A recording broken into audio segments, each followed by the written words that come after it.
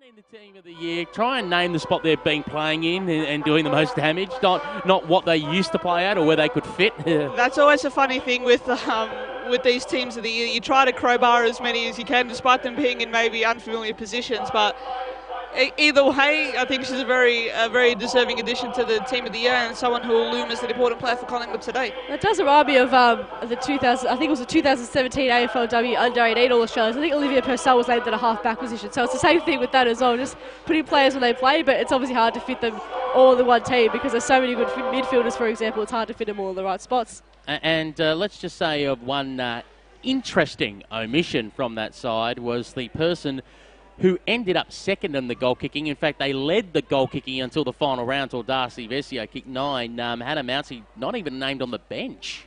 Yeah, I mean, it's definitely a surprising omission from the side. I mean, she had a really solid year. She was taking contested marks up the ground. She kicked goals from outside 50. I mean, who can say they could do that in the VFLW? It's a great, she's a great asset to this competition, and she definitely deserved a spot. It's just obviously hard to fit her in with a lot of the forward talent and the up-and-coming talent coming through. I'm not sure if she's listening to this coverage or not. We know that she's made the statement she's not going to nominate for the AFLW draft, but I actually haven't been able to ask the question or see if she's replied to a question being asked on that, if she'll play VFLW again next year. Oh, you certainly hope so. I mean, it's hard for her to come into a competition because you look at her feed on social media, you see all the comments people make, and it actually disheartens me. Like, I don't know Hannah personally, and I wish I could reach out to her and say, we're looking out for you. We all support you. All the female football supporters all support you, all want you to play. But seeing the comments people make, it's ridiculous, really. Like, how can you treat someone like that who just wants to go out there and play some footy? I mean, footy's an inclusive sport. Aren't we trying to promote that message in the competition?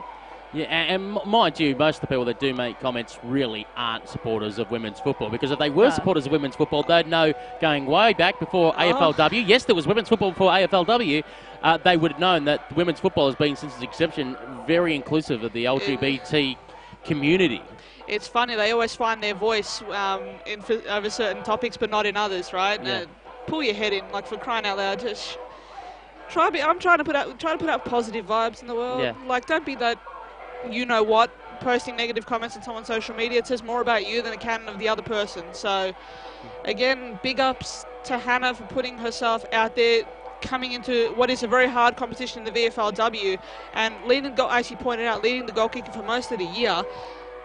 We wish her all the best going forward, and again, let's point out the support she a very vocal support she does have on social media. And the reason I did ask if she'll be playing VFLW or not is because obviously we knew that she moved from Canberra to Melbourne originally for the hopes of AFLW, so obviously I don't know if she's moving to Canberra or elsewhere where there's job opportunities, because I did see one funny tweet from her at one stage where she said something like, whole week this week, something like, got 15 cents, they've got 3 eggs and a bit of bacon. Yeah, here's to this fatty breakfast. And believe me, we've all been there when we've looked, what the heck have we got left in the cupboard or fridge? That's an our breakfast. Yeah. And you spoke of the LGBTI community before as well. I mean, obviously an interesting battle. Mia Ray Clifford out on the field, but Penny Coolerine, her partner, in the box today as well. So it's interesting to see how those two will go today. I haven't had to chat to them pre-game, but they didn't let me in on it when I saw them last week after Geelong had won. I asked, come on, there's got to be a prop bet going between you two. Let us know. Is it a case of loser drives home? Loser has to walk home. Yeah. Is it, it would have been shouts some lunch for the next day, has to make breakfast in bed. It's got to be something. Or has to refer to the other for the rest of the month as Your Excellency, something like that. There's got to be a bit of banter or something in there. Make it interesting. You'd trust those two to be like that, wouldn't you? Because the reality is, for them as a pair, only one of them can go to next week to take on Hawthorn.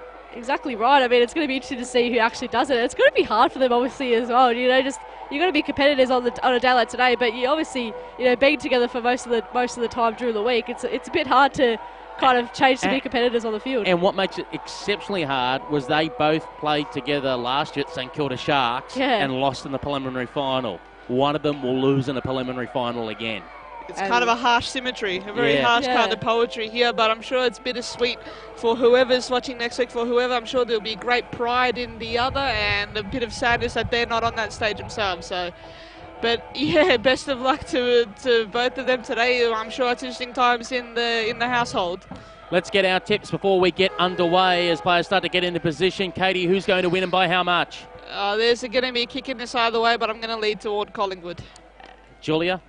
I think Collingwood by 12 points. I'm going to go the Cats by 15 points just to mix it up. By the way, for those wondering, we are missing one play-by-play commentator today. Lucy Watkin has been seconded by the ABC. She'll be helping them out with the VFL men's afterwards. And to Matthew Cox, who may be watching online, obviously for family reasons, he cannot attend today. Our thoughts are with you, Coxie. And we love you, Coxie. Hope that all comes out on the good side for you. As we are underway to start this VFL women's preliminary final, taken out of the centre by Sarah Darcy, put on the right boot, went long, only to be intercepted. Wooler taking it for the Cats. She's 45 metres out from defensive goal.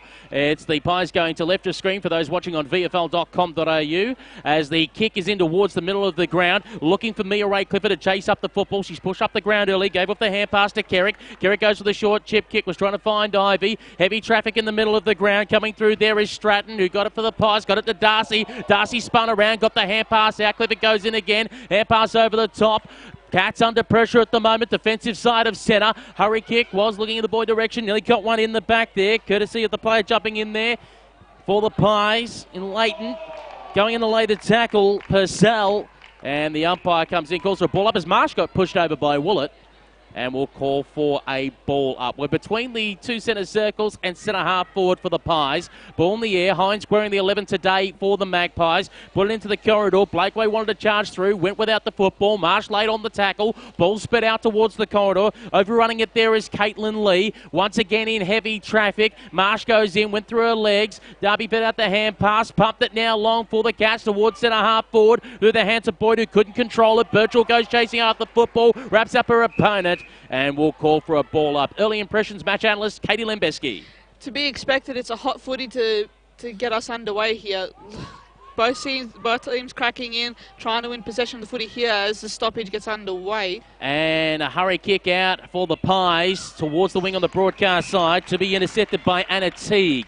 Teague with the football, looking further afield, looked wide, then decided to go straight down the line. Kicks it towards the contest where Caitlin Lee was at the back, not on the ground, being brought down to ground. Paige Nash, ball is spilled free. Opportunity for the Cats off the side of the boot. One bounce and it's through. Brilliant way to get underway for Geelong. Their crucial goal to get it to open the account officially for today. Just kind of bullied it forward, just managed to manufacture it after stoppages. Anna Teague obviously getting with the inside 50 kick in to set that all up, and yeah, perfect start for Geelong underway.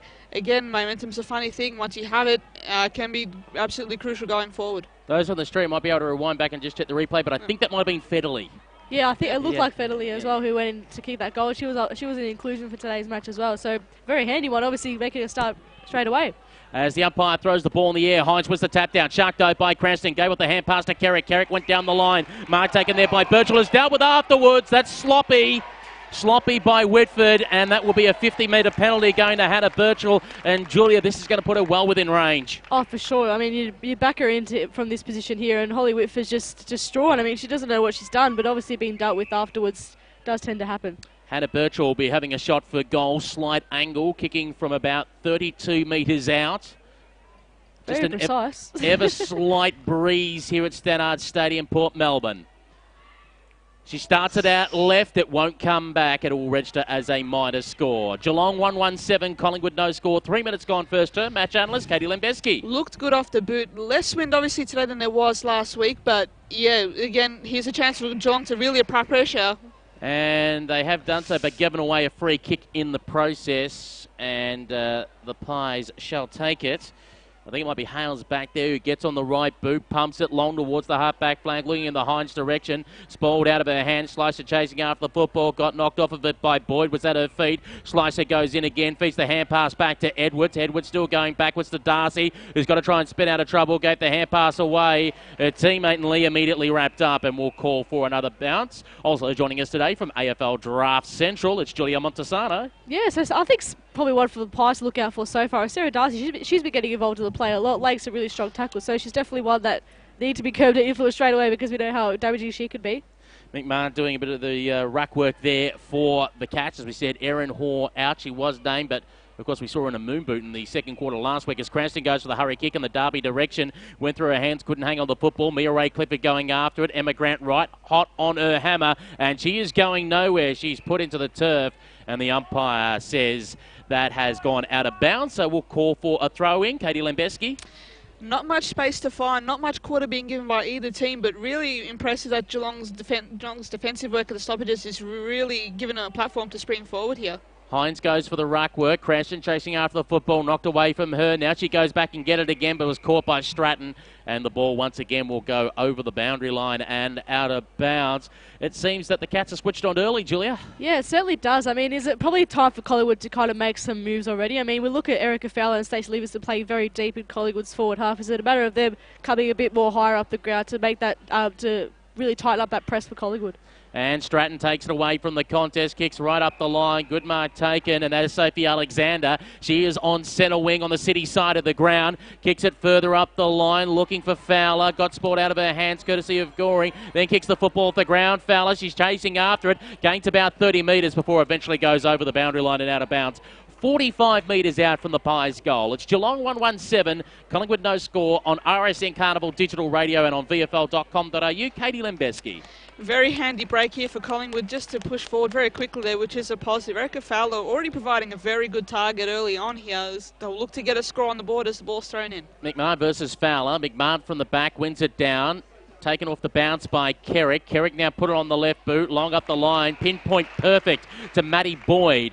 Boyd on the right boot towards centre wing. Coming forward there and knocked out of her hands, Danielle Orr. Goes again without the football. Umpire called play on. Getting in there was Lee, dispossessed according to the umpire. Cats football. And they'll take it away from the wing position. Purcell kicks it long up the line towards the centre half forward position. Going out with the ball is Federley. There was Mia Ray Clifford. Gave the hand pass back. McMahon pumped it inside. 50 for Kate Darby, who takes a mark. And she'll be lining up from goal 30 metres out on a slight angle. From AFL Draft Central, Julia Montesano. Great overhead mark by Kate Darby there. She really just kept her eyes on the ball and grabbed it with both hands there. So she's definitely got a generous angle here that she can definitely get the momentum really going for the Cats here. And obviously in the middle we saw Olivia Purcell really start that play for them. She's had a couple of tackles early on already, and not just tackles, strong ones too. In comes Kate Darby, and she's pushed it wide to the right and will register as a minor score. 1-2-8 the Cats, the Magpies no score. 7 minutes gone first term here on RSN Carnival. That's on your digital radio in Melbourne and via rsn.net.au, the RSN Racing and Sport app, and of course you're watching the video stream on vfl.com.au. The kick back into play from Hildebrand, long and high towards the broadcast side half-back flank. Fowler brought it to ground. In goes Darcy, got ripped down but got her hand pass away. Came out to Chloe Whitford, who was spun around, and the umpire says you're gone. Free kick going the way of the Cats. Match analyst Katie Lembeski. Geelong basically picking up where they left off last week. Very solid, but also very sharp in attack as well. As I put the curse on him as there's a turnover in defensive attacking 50 there. Commentators curse. And Jamie Lambert takes it for the Magpies. Kicks towards the wing position. Taken away, though, by Mia Ray Clifford. Gave it across to Cranston, who went inside 50. One bounce and then was picked off by Hildebrand, who tried to find a teammate in Whitford, but the ball dribbled over the boundary line and out of bounds near the Mr. Whippy van. And we'll throw it in 50 metres out from goal. And while you're over there, I'll have a strawberry sundae with nuts, please. With nuts, right, eh? Yeah, I don't go to sprinkles, you know. No. Bit of a healthy option. Thank you. Yeah. Thanks very much. As the ball is thrown back into play, Darby brought it to ground in heavy traffic. Try to go after the football again. Head over the pill there. Xavier Casey fed out the hand pass fast. Cranston, like a bull in a china shop, got her way through. Ball now out to Darby, up against the boundary line, trying to dribble it forward. Oh, is that one in the back? That looked a bit harsh. The umpire out in the spot said no, that was a fair bump. And we'll call for a ball in. Katie Lembeski. It's proving to be very adept with Geelong as they're locking this in. They're locking it into their forward half for longer so far. The game is on their terms, and Collingwood just need to find something. They need to break the lines. They need to just get this out of 50 and just try to start moves of their own and lock it in. Lambert does the clearing work here over the heads of players at centre back now. Ball bouncing in towards the middle of the ground. Alexander going after the football. Keeping it in front of herself there was Courtney Stevens. Can't quite penetrate inside 50. Fedley with the football. Kicks it sky high in the air. Half a dozen players bring the football to ground. Mad scramble on. Alexander gets the punch in there. Grant was coming through, was taken by our own player in Schleicher, who kicks it in towards the middle of the ground, only to be intercepted by the player in Rebecca Pearce. Pearce now on the right boot. Awkward, wobbly looking mongrel punt. I was going to say be turned over. Yes, it has now been turned over for the Pies. She's managing to get free. There's Webster. Goes for the hand pass. Was trying to find her captain in Edwards, but taken away by Blakeway for the Cats. Goes towards centre half forward. Went over the head there of the defending Grant. Darcy at the back cleaned up, and the umpire says, "You're caught." And she slams her fist into the ground. She's not happy about that. Or she realised tomorrow's Monday and she don't like Mondays. As Darby gets on the right boot, kicks it long towards the goal square. Came off hands as Boyd was back there. Cleaning up the mess, though, for the Pies is Fowler. Pulled the kick at the last second. Grant now takes the footy. Pumps it long on the right. Comes broadcast side, looking for Malloy. She was shaken off the ball by Woollett. Ball now spills out. Taking away a hurry kick focus. Goes towards the top of the goal square. Foot race on. Getting out the back here is Hildebrand. Tries to go a hurry kick around the corner. Managing to find Hales. Hales hurriedly kicks it towards the defensive 50 arc. Just coming off the hands there. Blakeway, who couldn't control it. Had a teammate there who got spun around as she tried to get the football. Hurriedly off the boot by Webster in towards the middle of the ground. Bump laid on by Livingston. Thanks for coming. Here's your check. Now going in there is Woollett. The hand pass came out for the Cats. Putting it on the right boot. Pearce going inside 50. Looking for Boyd. Came off her hands. Going after it now is Birchall. Try to tap it forward. Intensity's gone up. Now Fenley with a snap. Can she get a second? It's going to be pulled up at the top of the square. Luck's a fortune for Darby, who got spun around. A kick away to the right. And will register as a minor score. 1-3-9 Geelong. Collingwood no score. 11 minutes gone first term. I'll take a breath. Katie Lembeski. It's definitely a hot footy there today, but the game has gone up a few notches already. 4 scoring shots to Geelong to Collingwood 0. It tells you the story of the game at the moment. I can tell I'm just looking at the bench here. Chloe Malloy is just hobbling off. She's in the hands of trainers there, so she's definitely in big trouble there. Keep an eye on that. That is the AFLW Rookie of the Year. Let's hope it's just a rolled ankle or something minor that can be shaken off, because she did get handed down by Jamie Woollett in that contest just a couple of minutes ago, so that could be the damage of what's happened there. We know how strong Woollett is in the contest as well for the Cats. Coming away with the ball is Edwards for the Magpies on centre wing. Now goes towards half forward. Was looking to try and put it in the direction of Livingston, who tried to keep it in front of herself. Teague was there as well. Marsh trying to offer support. Tackle laid on. Jumping in there for the Cats is Coventry, and will call for a ball up. All I know is Steph Giocci took one look over there and had a look of concern. Yeah, and if Steph Giocci looks concerned, then you know it's not going to be good. So hopefully Chloe is okay, because she's going to be pivotal to Collingwood getting this game back on their even terms, because the inside 50, they just can't get it forward. Edwards dispossessed, and it is a Cats free kick. They lead by 9 points, 12 minutes gone first term. So as we said, the big news, Chloe Malloy, helped by trainers off the ground with a limp. We're not 100% sure what it is, and we're not going to speculate until we get more details. Exactly right. After all, we're not Channel 7, as Woollett goes long. Did I say that? A dip. Where's the lawyers? As the ball goes towards the middle of the ground. All said in jest, apparently, allegedly. With apologies already. If not, get my bankruptcy form ready, please. Just eat your Sunday with your nuts. Going in there and head over the football, Maddie Kerrick.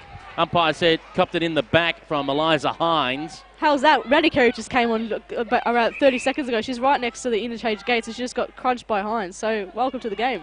Yeah, kicks it wide to Maddie Boyd, the former GWS footballer. Of course, will be on the Geelong AFLW list. Played her footy for quite a number of years at the North Geelong Magpies. Gets on the left boot. Darby was there flying through the air, getting involved.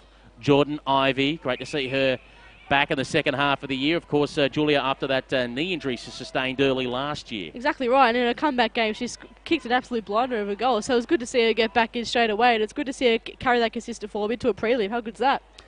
And getting absolutely poleaxed there was McLaren, and the umpire says we'll call for a ball up as Malloy gets up and is still limping. McLaren as well, she's one that didn't have the influence that she would have liked last week. Only one disposal, so she's one that's definitely going to want to step up today. Ball now in dispute is Benici. The tackle machine comes in and mows them down. If she mowed them down any further... Steph Giocci just put her hands up saying, free kick, hello, and it's been rewarded. So yeah, to her teammate who helped out in Lambert. I was going to say, if Benici had mowed them down any further, Jim's mowing was going to be planted across her back. As kicks up the line, now looking for the agency of safety. Casey knocked out of her hand. Sophie Alexander went in there. She laid the tackle, dispossessing the player, and Madeline Kerrick. Now trying to squeeze out a hand pass over the top there was Hayley Trevine. Still in heavy traffic. Centre wing, Benici maybe held without it. Threw the arms out there. Umpire didn't buy the acting on that occasion. Going in there, Mia Ray Clifford just put boot to ball. Pumped it towards centre half forward. Came off hands. Grant's looking around for support. Nearly ran into her own teammate there, and Buchan, who almost threw the pill out. Going after it is Mangan. She holds the player without the ball, and now the umpire says, yeah, it's about time for a free kick. Hannah McLaren, you can have one. Match analyst Katie Limbeski. Game just needs a bit of a chance to breathe here. Really intense pace being set, really contested. Britt Benici pretty prominent early on with her tackling. And Jamie Lambert ran into a wall of Cats players. Had to give up the pill on the way through. Another player getting dispossessed is Whitford. Ball went backwards. Pies under enormous pressure. Paige Nash is gone. And a free kick going the way of Rochelle Rocky Cranston. She has the football, forward of centre, goes long, inside 50, front posse, Hildebrand off hands. Grant had to go backwards, hand pass over the top, hurry kick by Buchan coming inside 50, outside of 50 rather. Hand pass, Casey was calling for it, picked off by Cranston. Cranston's got Boyd over the top, just got away from her, close to almost going over for a point. It was originally kept in by Ferguson, but Federley got there, affected the smother, and saw it go out of bounds. Julia Montesano. Yeah, so Jazzy Ferguson there, obviously an under-18 player as well from the Gippsland Power. She's a powerful ruck as well, so she's definitely one that can definitely have a go in that in the ruck contest as well. But yeah, there's a bit of prelim final nerves for her, so hopefully she can rectify that mistake later on. Hines wins the ruck. Darby tried to get a hurry kick away, got it for Boone. Trevine gave it back to Ivy. Ivy got knocked down but got on her left towards the top of the goal square. Boyd is there under pressure from Hildebrand. Sees it go through for a rush behind. 1-4-10 the Cats. The Magpies yet to score. 16 minutes gone. First term match analyst Katie Limbeski. Pressure is the name of the game here, and Geelong are proving the far better side at applying that. As locked it into forward 50 for the most of this quarter. Collingwood need to find something here. And Benici long and high. Livingston goes for the fly from behind. The ball spilled to the front of the pack. Now an opportunity for Whitford. When a problem comes along, you miss Whitford. And she goes towards half forward, but only to be intercepted. Taken by Rebecca Pearce. Pearce on the right boot. Goes towards the centre wing position. Off hands, according to the umpire. Fowler not paid it when she went in the contest with Blakeway. Blakeway kept going, so did Mia Ray Clifford. Grant got another possession, tried to give it off to Edwards, who's running on by. Grant had to go back again. Darcy now quickly put it on the looking for Whitford. Whitford at the centre wing, dropped it while under pressure by Coventry. Ball spills out.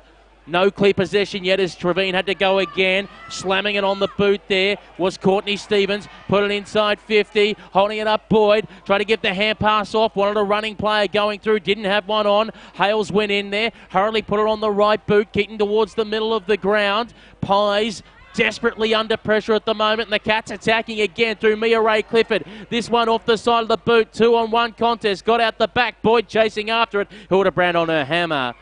But the ball will go over the boundary line and out of bounds for a throw-in. From AFL Draft Central, it's Julia Montesano. Geelong's setup behind the ball is absolutely fantastic. I mean, they're not letting Collingwood get past the centre line. Their tackling pressure is ferocious, and it's what we've been seeing even in the AFL competition as well. Just pressure is the name of the game lately, and the VFLW girls are taking on that incentive today.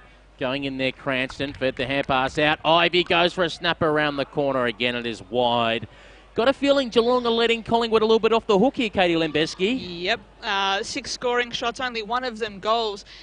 This is where you need to convert your opportunities. As impressive as they are, and they've been the much better team this quarter, you need to convert. This is the kind of time where it can come to bite you later. Poor kicking is obviously poor football, so potential sniff here for the Pies. A la the NT Thunder last week that allowed Geelong to hang around and now to come back. 1-5-11 to no score. Cats over the Pies. Up against the boundary line, half-back flank. Cats with a hurry kick towards the top of the square. Boyd went with a punch instead of going the marking option because she was being held on the way through. Now a scrap on at the side of the goal square. Half a dozen players in there, and the umpire has no choice but to call for a ball up as Boyd had went to ground to try and pull that one out against Buchan. I'm just looking at Jamie Willett there from the Cats. She's just looking like she's playing a bit of a pesty role kind of thing. She's just nudging players and just really making them, work for their possessions. As we saw with Chloe Malloy, she had to work too hard for her possessions. As the ball is now at centre half back. trying to get the way through McMahon, dispossessed of the football. Darcy went in there to clear the way for Grant, but Grant was still being held as she went to ground. In goes Edwards, dispossessed of the ball by Willett. Going in is Kerrick. She's immediately wrapped up, and the umpire will call for a ball up. Just loving the work of Willett at the moment. It looks like she went to the Shea Audley School of being a serial pest. She is. Shea Audley does really it the best. She's following different players around. I mean, she was with Sarah Darcy, she was with Chloe Malloy, now she's obviously with Ruby Schleicher as well. So she's definitely following some players around. If you watch Carlton this season, just watch the work of Shea Audley and how she harasses players. It's fantastic football. As Kerry now pumped it inside 50. Going in there is all, maybe held off the football. No, said the umpire as Buchan tried to get a hurry kick away. Going in there is Blakeway now at the half-forward flank. Got immediately caught, but got her hand pass away in the nick of time to Ivy. Ivy kicked around the corner. Hildebrand attacked it off the back pocket. Now put it on the left boot. Kicked it out towards the wing on the city side. Oh, a player cleaned up on the way through. There's a bit of push and shove on the siren. It was Laura Taylor. She's the late inclusion. And that sounds the siren for quarter time. It's the Cats in front, dominating the football, but not necessarily dominating the scoreboard. They have the lead, but not a convincing one. Katie Lambeski, 1-5-11 to no score. Yeah, really good platform to build off here from Geelong, though. They're just, the way they've set up behind the ball even, their structure is proving to be impenetrable at the moment. Again, defensively, they're very sharp, but also going forward, I think they're pretty good as well. Just need to tighten up with their scoring shots. But I think that also speaks volumes to the nature of the game. Very heavily contested, and obviously the shots aren't as clear. So they're barreling their way forward, and they're keeping it. How do you feel getting selected for the Central Allies? Well, that's one thing, being hit too early when I didn't hit the right button. Come on, we'll talk about that in a moment, Sundays. Caitlin Rosenweg. But while I've got you both here, let's talk about better players for that first quarter. I think definitely for the Cats, you've got to look at Jamie Willett as well. Like I was just saying, she's just pestering the ball. She's not getting the disposals that she needs to get, but she's definitely making an influence and just pestering players around, making them worry when she's around. So she's one that I thought has been a good standout for the Cats. Obviously, Olivia Purcell with her tackling pressure was sensational. I reckon she had 4 or 5 tackles just in that quarter alone, so she's going to be huge for the Cats in this game. So they're two of the better players that I saw for the Cats. I think for Collingwood, probably Jamie Lambert and Sarah Darcy, the two workhorses for that side, are doing their best that they can for the Pies, even though it's been hard to get inside 50 for them. Well, as we go to the break at quarter time, tell us a little bit about Caitlin Rosenweg that you chatted to for AFL Draft Central. Yeah, so Caitlin Rosenweg is a South Australian product. She's in the under 18s comp. She played for the Central Allies and for South Australia in the AFL W under 18 champs on the Gold Coast this year. She's a full forward, so she loves getting goals, and I think she led the goal kicking for her side in the Sandful Women's League. So she won the goal kicking only as a 17 or 18-year-old. So she's definitely one to watch out for, and she's definitely one that looks to be picked up. She goes to the Crows in the AFLW. She loves Erin Phillips, so she's one to be hoping to get on their list. So again, you can see the full interview of that by just simply going to afldraftcentral.com. Absolutely, it's in written form, so you can have a look and give a read through and see what Caitlin's personality is like, because she's definitely one that is lovely to talk to. And just as a little teaser, here was Julia catching up earlier with Caitlin Rosenweg. How do you feel getting selected for the Central Allies? Pretty privileged, because I know how hard everyone from SA had worked to get into the state team, let alone to come to Central Allies, and I guess I just didn't take the opportunity for granted. I'm trying my best up here, regardless of injuries or whatnot. Do you want to get drafted for the AFLW? I mean, is that kind of a goal you've got in mind right now? Yeah, definitely. And like growing up, I've always wanted to play for the Crows. It's so weird that it could be a reality. You're listening to Carnival on digital radio, live streaming around the world, and on the RSN smartphone app. See the listening guide at rsn.net.au. It's greyhound racing like you've never seen before. 20 electric rapid-fire head-to-head match races, all just 7 minutes apart. Speedstar Racing returns to Sandown Park tonight. Be on track for your chance to win more than $20,000 in our lucky last man standing competition. It's exciting, it's fast, it's pumping, it's Speedstar. Tonight, Twilight, 3 hours of adrenaline-fueled action from 5:30 p.m. Sandown Park. We love the dogs. For more information, go to sandowngreyhounds.com.au. Got a big game this weekend? Here's where to meet up. The Mail Exchange Hotel, just 5 minutes walk from Etihad. Ales, wine, superb food and tab terminals. The Mail Exchange Hotel, where footy fans meet up. Corner of Burke and Spencer Street City, right opposite the steps at Southern Cross Station. RSN 927 rolls out more Victorian Trots news and more Victorian Greyhound news in our new 10 a.m. reports. 10 a.m. Tuesday, the week's Victorian Greyhound news in Off the Leash. Wednesday, the statewide Trots update, 1 out, 1 back. And Thursday, the ID18 update as Victoria welcomes back the Inter-Dominion. More Trots, more doggies. Part of RSN 927's new 10 a.m. reports. Catch them live or later on podcast. It's Anna Mears winning gold. Hey, I'm Anna Mears. Winning gold at the Olympics was an incredible feeling, and having my biggest rival, who I'd just beaten, right up next to me and lift my hand in victory topped off an amazing moment. We'd had our fair share of clashes over the years, but in the end we both respected each other, and that's what really counts in sport. Be gracious in victory and in defeat. To keep your sport inclusive, safe and fair, go to playbytherules.net.au. This is the VFL Women's Match of the Day. On RSN Carnival Digital Radio, the RSN Racing and Sport app, and rsn.net.au, as well as the vfl.com.au video stream. This is the Swiss Wellness VFL Women's Preliminary Final. We're at quarter time. Geelong 1-5-11 lead. Collingwood no score. Correction on goal kickers. We thought it may have been Michelle Fedley and the rush and the hurry for that first early goal. Of course, we don't have the monitors in front of us, so we don't have the, like they do on 7 and all of that, and Fox Footy, the advantage of replay. But we did manage to get clarified with the Cats that Maddie McMahon, number 24, did kick that first goal. Maddie McMahon. So they break from the huddle. You're the Collingwood team. You've been shocked early. You haven't got a score on the scoreboard. You look to the boundary line and you see sitting on the interchange bench with an injury concern your star player in Chloe Malloy.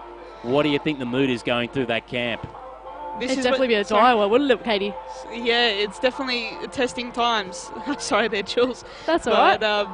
Testing times for Collingwood. I don't know how they turn this around pretty much without Chloe Malloy to help, but this is where you kind of dig deep. You find that resiliency. You look to get it out of the middle straight away. Start on the front foot, get it in there and try to lock it in for as long as you can. This is the name of the game. This is pressure. It's about territory. So this is the chance for Collingwood straight out of the centre bounce. Let's get it out of there. Let's get moving. And it's definitely chances we were talking about in the pre-game show as well for those just VFL talent to step up as well. I mean, this is the real stage. This is where they absolutely need you and have to step up. There's no chance for, letting the AFLW players stand up because they're no doubt going to be tired. And obviously with the player down as well, it's obviously going to make them run out of legs. But you never know. I mean, the second half, it could be a scoring end where Geelong kicked, obviously, in that first quarter. So we could see a change of fortune for the Pies, but we just have to wait and see. And, of course, as we know, I mean, the reality of this is essentially a reserve grade competition compared to the AFL, or in theory anyway, is that if Malloy was a 50-50 chance, if this was the top level, you'd be risking her to go forward to next week, but you have bigger fish to fry in AFLW, so you've got to obviously protect her and rely on the others to get the job done. As the Pies win the ball out of the middle and they kick it in the direction of Stratton, who managed to knock it to a teammate. And that was, I think, Livingston spinning around in a circle. Quickly getting through there is Hines. Ball went backwards to Grant, went backwards further again to Darcy. Darcy on the left boot, had to try and square it up. Found the captain in Jess Edwards, the South Australian, recruited out of North Adelaide. Got on the right boot, went forward, dribbling football. Fowler overran the pill, going back there and picking it up is Beck Goring, who swung around, and the kick almost ended up in the apartments opposite the street of the venue here at Stannard Stadium. So Beck Goring, another Team of the Year member for VFLW as well, and she's one last year that didn't have the impact she would have liked as well. I think she only got one disposal on the board too, so she's one that's hoping to get her name in the contest today. Nicole McMahon takes that footy, pumps it up the line, staying wide. Ivy went flying for the football. Edwards sees it over and out. We'll have another throw in.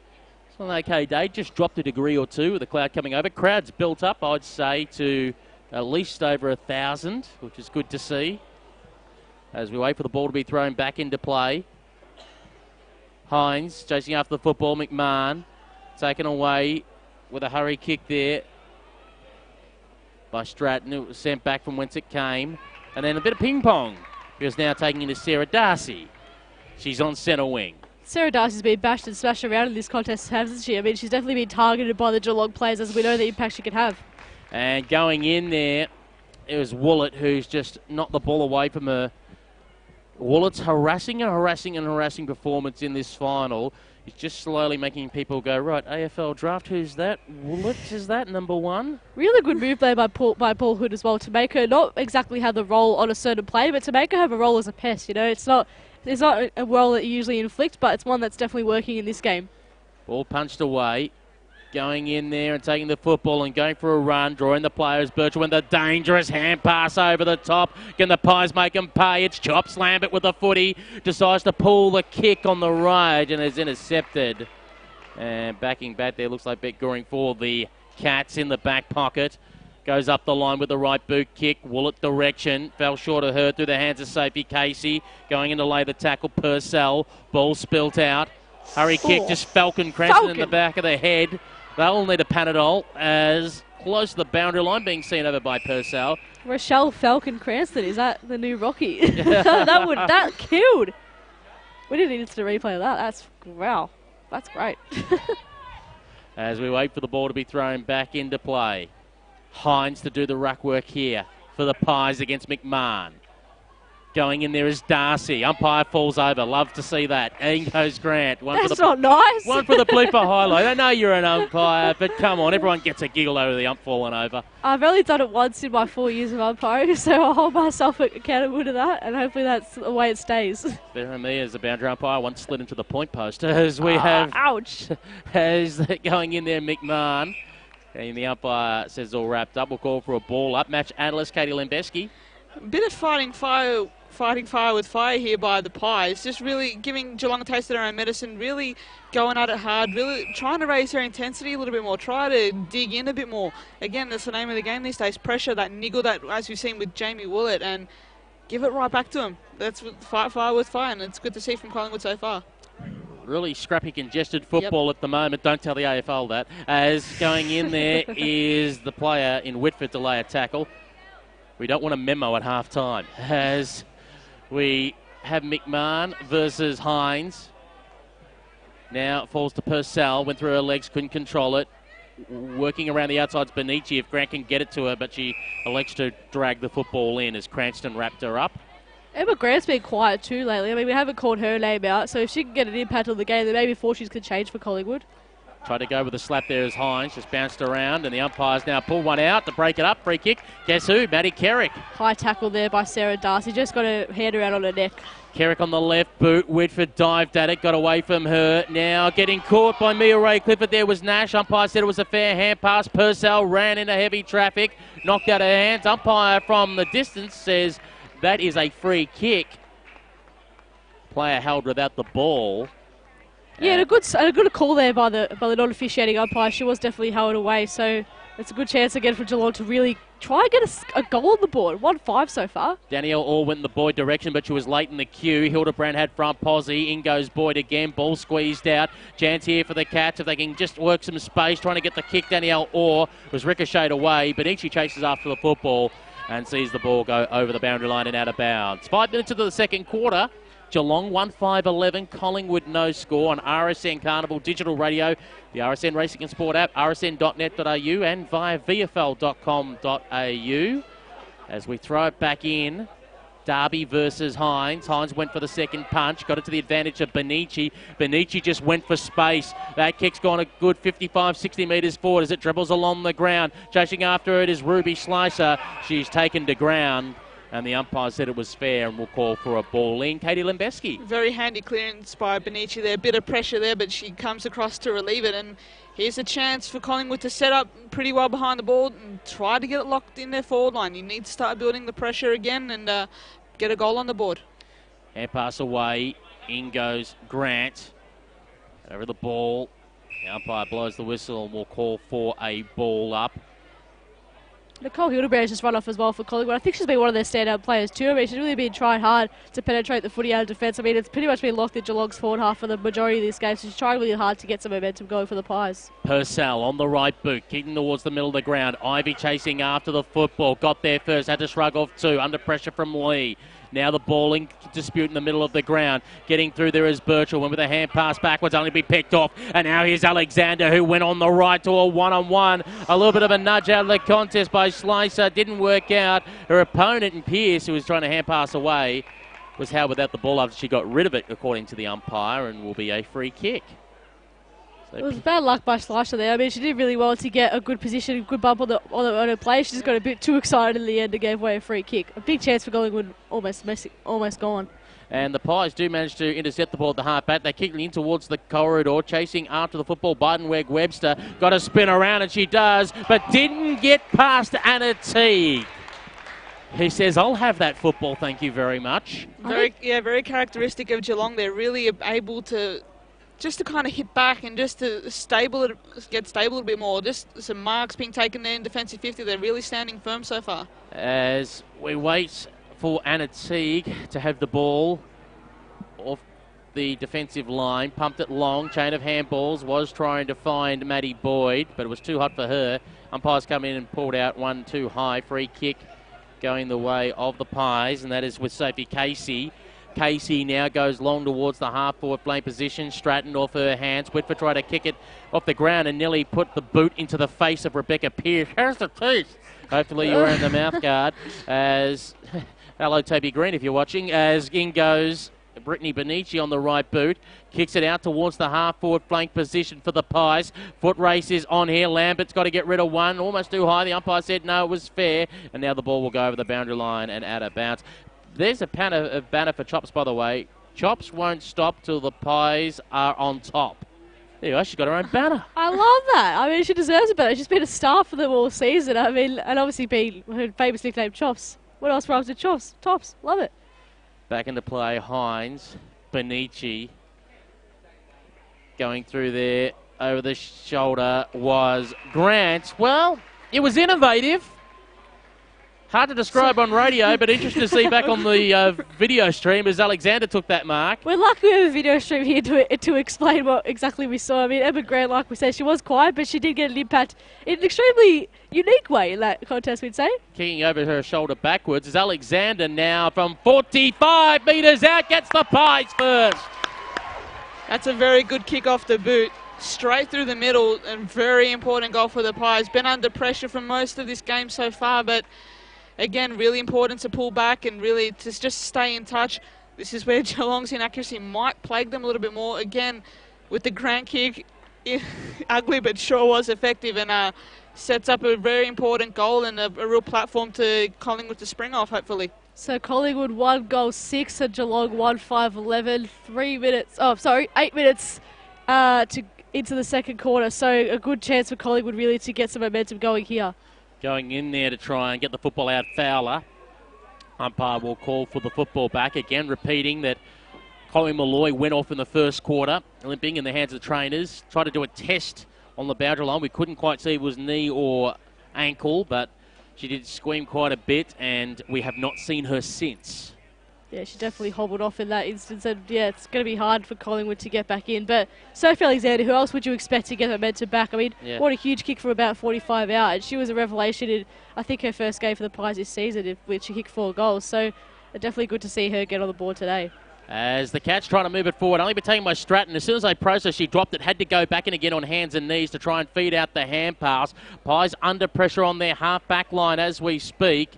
Going in there to try and wrestle the football off of them. Well, look, it was Fogus, and we'll call for another ball up. Yeah, Fogus was one of the standout performances in the round 2 game against the Pies as well, so she'll definitely be hoping to get a good game on a good game today. She had 17 disposals in round 2. Edwards, Marsh had it. Now the umpire said you were sat upon on that occasion by at least Coventry, so Marsh will get the resulting free kick. Marsh on the right boot, goes towards the half-forward flank. Livingston bounced off her hands. Lambert goes in there, thrown into the ground by Blakeway. Ball shuffled out quickly to a running Fogus. Fogus kicks it up the line. Chasing up the ball is Kate Darby. Hales on her hammer. Hales close towards the boundary line. Taken away by McLaren. McLaren finds Stratton. Stratton with the football. Half-back flank. Defensive side of centre. Looking further ahead as the umpire gives her the hurry-up whistle. The kick is a mongrel punt and will only be intercepted. Oh, by the Cats. With Stevens trying to lazy kick away, it was picked off, and they go looking for foul of the Pies in the middle of the ground. Went without the pill. Going in there is Alexander, who lays a tackle, and will call for another ball up. Match analyst Katie Lembeski. Execution just needs to tighten up a little bit more there for Collingwood. Just some skill errors that are kind of hurting them and hurting their ability to get forward, particularly in that moment there. As the Cats win the contest out at the centre, move it towards centre half forward. Fedley went after the football, taken away by Lee. Caitlin Lee looks for Brittany Benici. Could have blazed away, put the brakes on at the right time. Now goes towards the top of the goal square. The ball is punched away by Goring. Her teammate who got the football was immediately enclosed upon by Sophie Alexander, who Julia Montesano. Alexander has lifted her work rate the last few minutes. Yeah, exactly right. She's definitely, like we said, she's one that needs to get involved in this game for Collingwood to be any chance. I think one as well that's lifted their work rate is Brittany Benici too. I mean, a couple of long kicks that have been cleared into space for the Pies, and if she can get those long kicks in the right areas of the ground, such as in the middle, and get those quick clearances, then it'll be a huge asset for the Pies in this quarter, because they definitely need to get some scoring pressure on the board. That last contest, Lambert and Purcell, maybe we'll be calling those two names against each other in the AFLW in 2019. Certainly could be. Maybe not, because we have conferences. Who knows? As we have the free kick going the way of Kerrick. Maddie Kerrick on the left boot towards centre wing. Boyd, last in the queue, hit the ground, got the football back, ran into Emma Grant and coughed up the football. Edwards comes in, picks up the ball at the volley. Now try to get it across to McLaren, who went without the football. In goes Darcy, hands and knees stuff at the moment. Grant over the top, Kerrick gets involved. On the bottom of the pack is the number 10 in Laura Taylor for the Cats, and will call for a ball up. From AFL Draft Central, Julia Montesano. Laura Taylor must be feeling it at the moment. I mean, she's a late inclusion to this game, obviously, with Erin Hoare being out. So she's definitely soaking up all the intensity, and it's definitely an intense game. I mean, it's very congested and still a lot of tackling pressure on by the Cats. Harry Kickle on the ground. Was trying to find Stevens. Taken away again by the Pies, who seem to be dominating this term now. And as soon as I say that, a mark for the Cats to make a fool out of me. I'm the only one who hasn't cursed the player yet, so I'm happy at the moment. Kicks the ball towards the middle of the ground. Last in the queue there was Ferguson. Hand pass out by the Cats. Almost went back towards Stevens, who went without the footy. Now trying to shake them off, though, was the player in Kerrick coming through towards centre half forward in dispute. Jumping in there. Ivy, the umpire, calls for the ball up. It's going to have to be a game. Sorry, but it's going to have to be a game now of quick handballs and quick kicks as well, because there's no room to run and carry in this game. It's tackling pressure everywhere. There's no real one-on-ones that are really taking precedence in this game. Hines, Blakeway, ball spilled out. Lambert goes after the football. Hand pass backwards. Hines worked it out sideways to Livingston. Livingston kicks it out towards the centre wing position. Pearce rugged him off. Then on the right boot, up the line, was looking for Blakeway, knocked away by Livingston. Sandwiched then in that bump, courtesy of Edwards coming in. Then Edwards lost control of the football and went over the boundary line and out of bounds. Match analyst, Katie Lembeski. Yeah, just to touch on Julia's point, which is a very interesting one. Again, try to get it forward. The name of the game is getting this as quick as forward as possible. Again, try to break that congestion. Try to make your way forward. You're not going to get much outside run today, at least. As we're out in the centre wing, city side of the ground. McMahon fed it out to Cranston. Kicked around the corner on the left to come in board. Now taking the football. She dropped the colt there, Ferguson. 23rd player for the Pies. Umpire said it was okay as half a dozen jump on top of her. And we'll call for the ball up as the pill back to the umpire. And we'll restart. Hines in this contest versus McMahon. Hines won it down. Lambert's kick was smothered. Cranston managed to feed the ball out to Kerrick. Kerrick's away on the left boot. Tries to go towards centre half forward through the hands of Darby. Got out the back foot race on. Hildebrand's going to get there first. Boyd coming after her. Boyd knocked her off the footy. Boyd still chasing after her at the boundary line. Beats them all over the boundary line and out of bounds. That's my role. Anyway, we'll go past that. Look, it's been a bit better from Collingwood in this quarter anyway. I think, they've been able to get a score on the board, and if another kick, another score. It's as simple as that. So they've definitely been better in this quarter. They've matched the tackling intensity. Geelong have just been that touch better. The footy goes backwards to Blakeway knocked out of her hands. Going in to lay the tackle on that occasion, Purcell. Says you're going nowhere and we'll call for a ball up. As the water carrier is waving, either to signal attention to a trainer or he wants to know that he's on the video stream. It could be. Look, and we touched on Purcell before. I mean, she's probably got plenty of tackles. I mean, we need a Purcell watch as well. Blakeway feeling a little bit worse for wear off the ball, so we'll have to keep an eye on that. As Cranston had to retreat to defensive side of centre. Her kick was looking for Fedley, went over her head. Getting there is Ferguson, is immediately caught, and the umpire says, you're gone. Free kick to the Cats. Jordan Ivey, they call her Poison. She has the football, forward of the centre circles. Kicks inside 50, Boyd! Maddie Boyd taking the mark, 35 metres out from goal on a slight angle from AFL Draft Central, Julia Montesano. Can you believe that Maddie Boyd, look at that contested mark, she was taking a pick number 120 in the 2016 draft. I mean, that's outrageous considering how good of a player she is and how valuable she is for the Cats, and that was a great forward entry for them as well, so hopefully she can slot this one through and really put the pressure on Collingwood. Maddie Boyd approaches. Can she extend it out to an 11-point margin? Her kick off the left, gets there! 2-5-17 Geelong, 1 straight 6 Collingwood here on RSN Carnival Digital Radio and VFL.com.au as Blakeway comes limping from the ground. Match analyst Katie Lambeski. That's a goal that can potentially knock the stuffing out of Collingwood very close to half-time.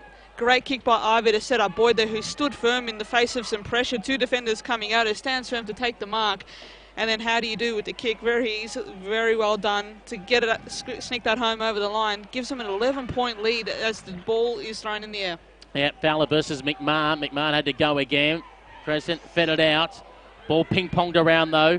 Kerrick, another possession, got dumped on her backside. And all of a sudden she was feeling behind her hamstring after she got dumped there. Let's hope she's okay. Coming away with the football though was Nash. As Kerrick tries to run off that hamstring, as Benici takes the ball in the centre wing. She's immediately dumped and put into the ground. In goes Fowler. Coming over the top, well, it will call for a ball up. By the way, yes, it might be a low-scoring semi-final, but if anyone complains, particularly some blokes on social media, let me remind you that Lower Plenty won the grand final yesterday in the NFL, that's the Northern Football League, and didn't kick a goal up until three-quarter time. It does happen. Even in the EDFL yesterday, our Division 2 grand final winners, the final score was 47-41, so it was low-scoring local footy all around, yes, and I'm pretty sure in the Geelong League as well was a slim margin too there. So obviously the bad weather having an influence on the guys, and the girls thriving in this weather. As the ball is thrown up in the air, Fowler, Kerrick put it to advantage. Oh, and always high there by Lee. Purcell hurriedly towards centre half forward. Fedley in that contest momentarily with Ferguson. Going in there, Willett, the umpire blows the whistle and calls for a ball up. We'll reset with 30 seconds to go to half time. The Cats will hold the lead. Can they steal another one? Can the Pies pinch one from out of nowhere? As the punch, Marsh couldn't get there. Purcell tried to feed the hand pass backwards. Wrapped up there as Birchall. And the time will expire very shortly as Sophie Casey was, Holly Whitford was the player dumped into the ground. Umpire gets the footy back, throws the ball in the air. 20 minutes are gone on the clock, but no siren yet. There's the siren. It finally goes now here at Stannard Stadium. It's the Cats with the lead at halftime. 2-5-17 to Collingwood. 1 straight 6 here on RSN Carnival Digital Radio, the RSN Racing and Sport app, rsn.net.au and vfl.com.au. Chloe Malloy's in crutches. Sorry, Pete, to interrupt. Yep. Chloe Malloy's on crutches, so she's definitely well and truly done for the day. Very disappointing to see. They are done for the rotation. I'm just trying to get a hint of where the ice might be. Katie Lambeski? Yeah, that's very sad to see. You want to see the best players playing at all times, and it looks like her day is done. And should Collingwood get up today, she must be doubtful for next week as well. That's just such a damn shame because she's such a young star and someone I love watching play. Well, it's affecting the right leg either way. She's got her ankle taped up, but that could be pre-taped up from the start of the game. And the boot is off. Yeah, so it could be the ankle. She's obviously got it elevated there. So, out of all things, I guess if you're hoping for you don't want an injury, but if you're hoping for an injury, I guess she's probably hoping for an ankle or something that you can quickly repair during the pre-season or off-season leading into the pre-season. Yeah. But you certainly cross fingers and beg and hope it is not a knee because that would knock her out for a season. So our best wishes obviously going to Chloe Malloy. As we said, we're not 100% sure of the prognosis, but we can tell you it is affecting the right leg. She has the right ankle strapped. We think it was pre-game strapping, but the boot is off on the right foot as she comes off the ground on crutches as we speak through the race for the Magpies. No doubt, hearts in mouths for Collingwood supporters in two ways. That injury and, of course, the score at the moment. They find themselves, the minor premiers, 11 points down.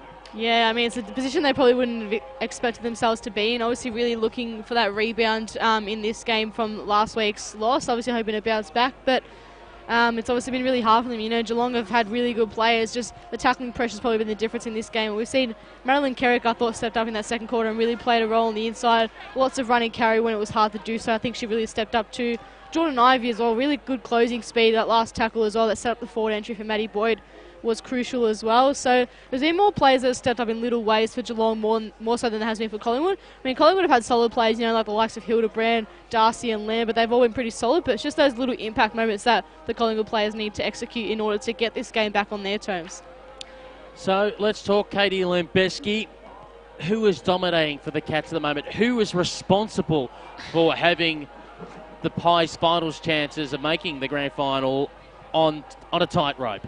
For me, again, it's a team game, but at the same time, Maddie Kerrick has been absolutely outstanding. I think she's been a key player when space has been hard to come by. Her clearing kicks, her entries into the 50 as well have been quite handy and have set up some scoring opportunities for Geelong. But again, their structures are very proving impenetrable at the moment. Again, it is a team defence, as you see so often these days, and it's a very strong Geelong unit. Whoever can beat them is going to need to find a way to deal with that, because they're very solid behind the ball and have been able to just make moves forward from there on, and they have an 11-point lead to show for it. Most importantly, 7 scoring shots to 1, which kind of tells you the story of the game at the moment. Again, maybe need to tighten up a bit of their execution in front of goal and going forward as well, but again, you can't really complain too much about them. There's an 11-point lead and a grand final berth that they're edging very close to. For sure, and I mean, the Cats, like we just spoke about the Cats, I mean, how good they have been, and that tackling pressure, like we said, has been a standout, and obviously one that we have been harping about is Olivia Purcell. I mean, her tackling pressure has been key in this game. She quieted down a bit in terms of her impact, but she was still tackling in that second quarter really heavily. So I think it's little things like that that are going to get Geelong over the line. It's little things like that as well for Collingwood that they need to execute in order to get the game, in order to get back into the game, because, you know, it's been a hard slog for them. Obviously, with one on the bench can cause them to run out of legs, but hopefully they can find a way to get back into this game to, you know, provide some entertaining contest, because they don't deserve to go down like this. They've been the standout team all season, so hopefully they can get within close range of the Cats and actually make for a really good contest.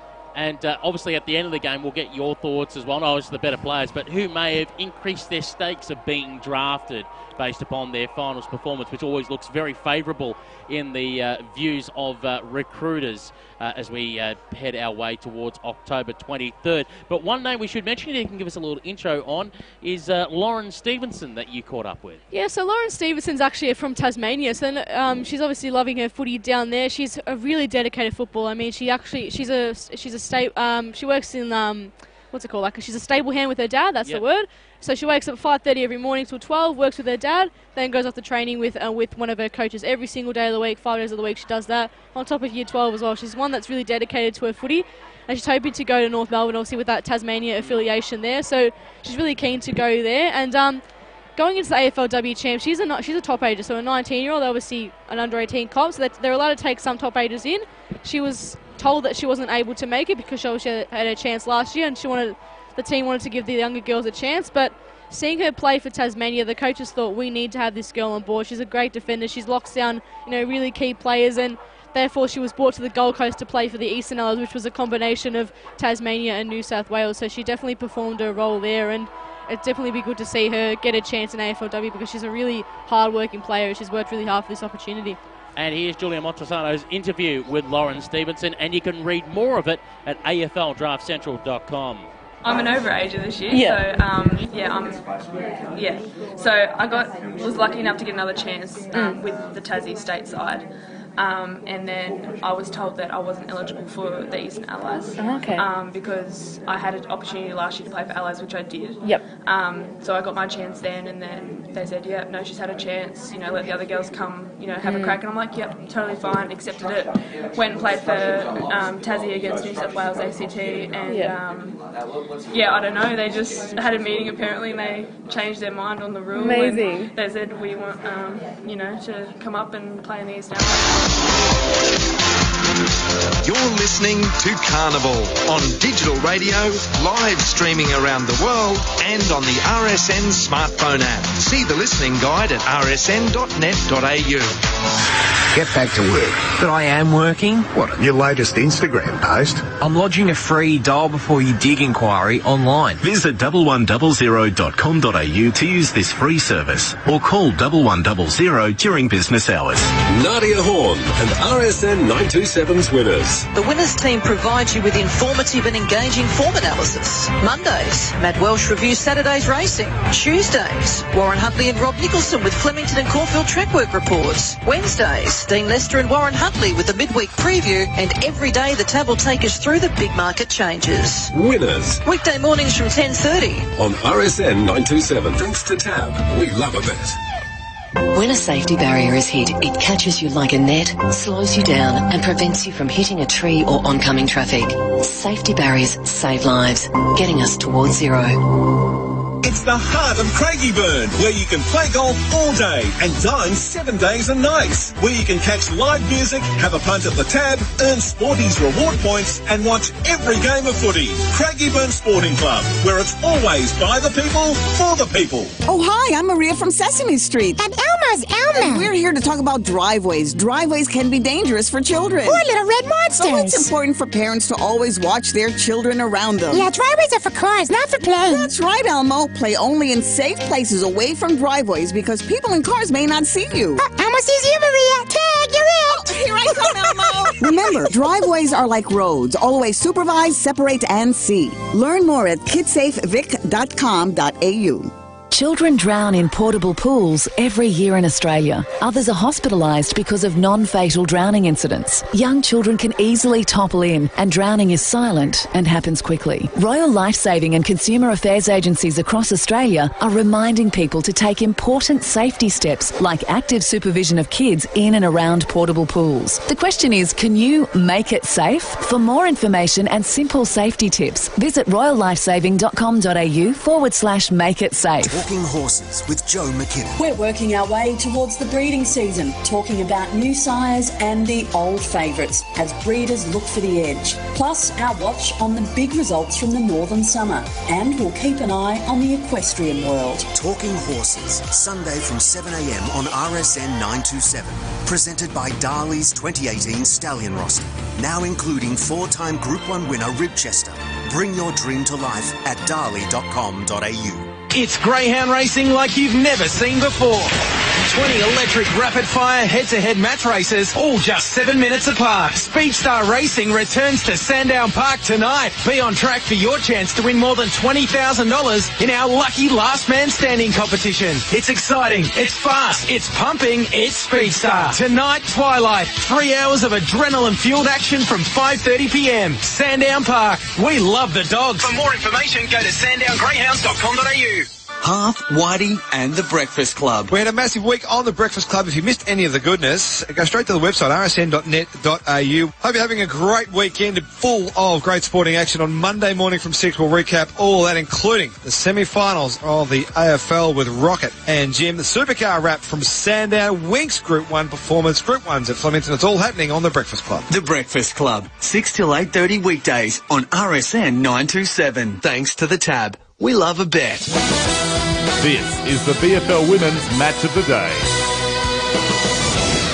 On RSN Carnival Digital Radio, the RSN Racing and Sport app, rsn.net.au, and via the VFL.com.au video stream. This is the Swiss Wellness VFL Women's Preliminary Final of 2018 at Stannard Stadium, Port Melbourne, where Geelong 2-5-17 lead Collingwood 1 straight 6 at halftime. Goal kickers for the Cats.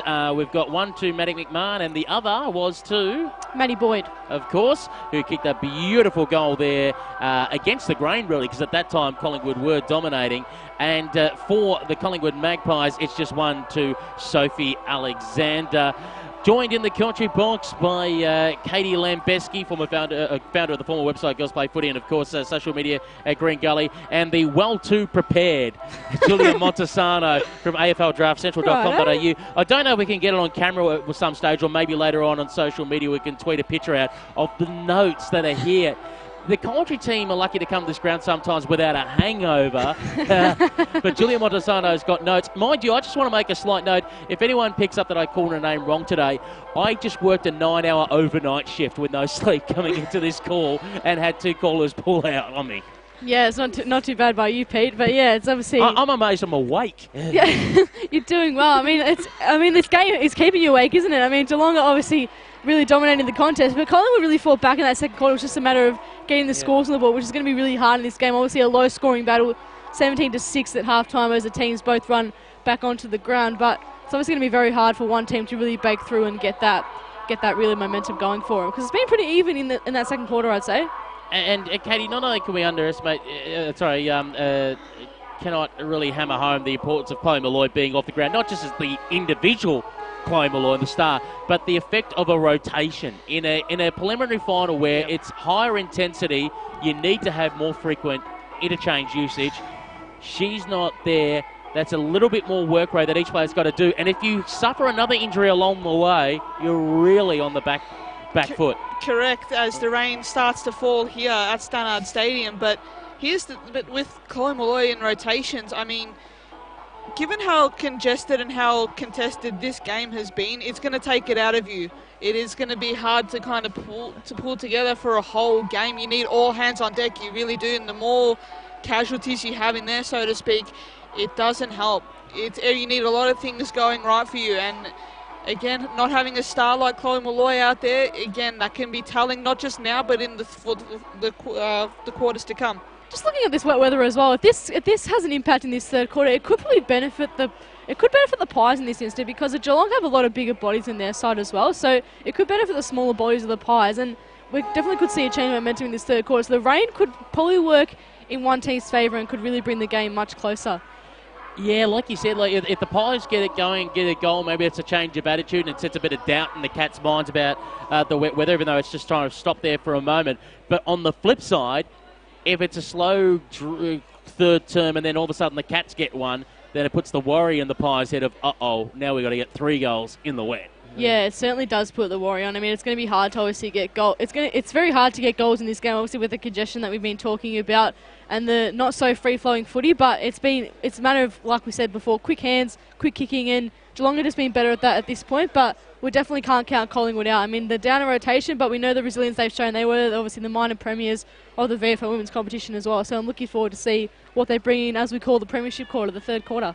3-person commentary team today. By the way, all going well, we'll have a 7-person commentary team next week for the grand final. We're bringing in statisticians, special comments, boundary riders. We are going overboard, and you'll hear it next Sunday on RSN Carnival Digital Radio with our coverage of the grand final. But the preliminary final decided who will play Hawthorn next week. The Seasons get underway for the third term. 11-point lead to the Cats as the umpire calls for another ball up on the edge of the 2 circles. I think it might be, is that Darby getting, no, it's McMahon rather getting up there, and we'll go again for another contest versus Hines. Hines wins the tap. Now trying to get it across the bucket. It was neatly knocked off the ball. McMahon ducked her head. Then the ball was stolen away by Lambert. It ricocheted off her boot, though, going at his back and goes for the hurried hand pass. Now Slicer just pumps it long towards the half-forward flank, looking for Fowler. Ball got away from her. Trying to juggle it close to the boundary line is Amy McDonald. McDonald now just drives up the line. Works out okay. Hits her intended target. And the Cats will just slow things down for a moment. Wouldn't be surprised if that's the mission, Paul. Just slow things down. Yeah, it might just be just to control that congestion and just make sure that they can get some open space and time and a bit of time to spread as well, and make sure that the kicks are hitting targets and there's no easy turnovers, because as we know, one kick from Collingwood, one goal can change the game. Absolutely. As we await the throw in here, as both teams will set up, their shapes are set up quite solidly, and we'll see how both teams spring on from here. Going in there is Jamie Lambert. McMahon gets a little nudge over the boundary line from Buchan. Helps her on the way. And the umpire says it's fair and will call for a ball in. The boundary line's been their friend in this game, hasn't it? I mean, we've seen a lot of the ball being playing alongside the boundary line. A lot of teams like to go wide alongside that just to get some stoppage and just to get some clearance out to reset. As the ball is thrown back into play from behind Hines. Going in there, Trevine through the player. Got the hand pass over the top. Danielle Orr. Her kick is smothered. And we'll go over the boundary line and out of bounds. And guess who smothered it? The one and only Britt Benici. Yeah, like we said in the second quarter, she stepped up her influence in the game with those couple of long kicks that really got the clearances out. And now she's just putting in those 1%ers that we know she's good at and that we know she can execute as well. She had some fair scalps last year in the AFLW as a tagger. Daisy Pearce being one of them. Emma Carney another. As hand pass out to Slicer. Got it across to Buchan. Buchan on the right boot. Trying to find Bidenweg-Webster, but was outmarked on that occasion. And the Cats will come away with it. Only as far as the boundary line, because that kick by Coventry was errant. One bouncing over and we'll call for a throw in. Match analyst Katie Lambeski. For me, it's quite strange how so many people forget the importance of a tagger and the role that they can play. I mean, as you point out with Britt Benici, outstanding player that does the hard work, and as we've seen today with Willett, again, it can help set up a platform for the other midfielders to build off, and of course around the ground as we go into a free kick here, it looks like. And watching on from a distance, I can see on the outer side is Jason Bennett from Channel 7, dressed by Peter Jackson's by the look of it.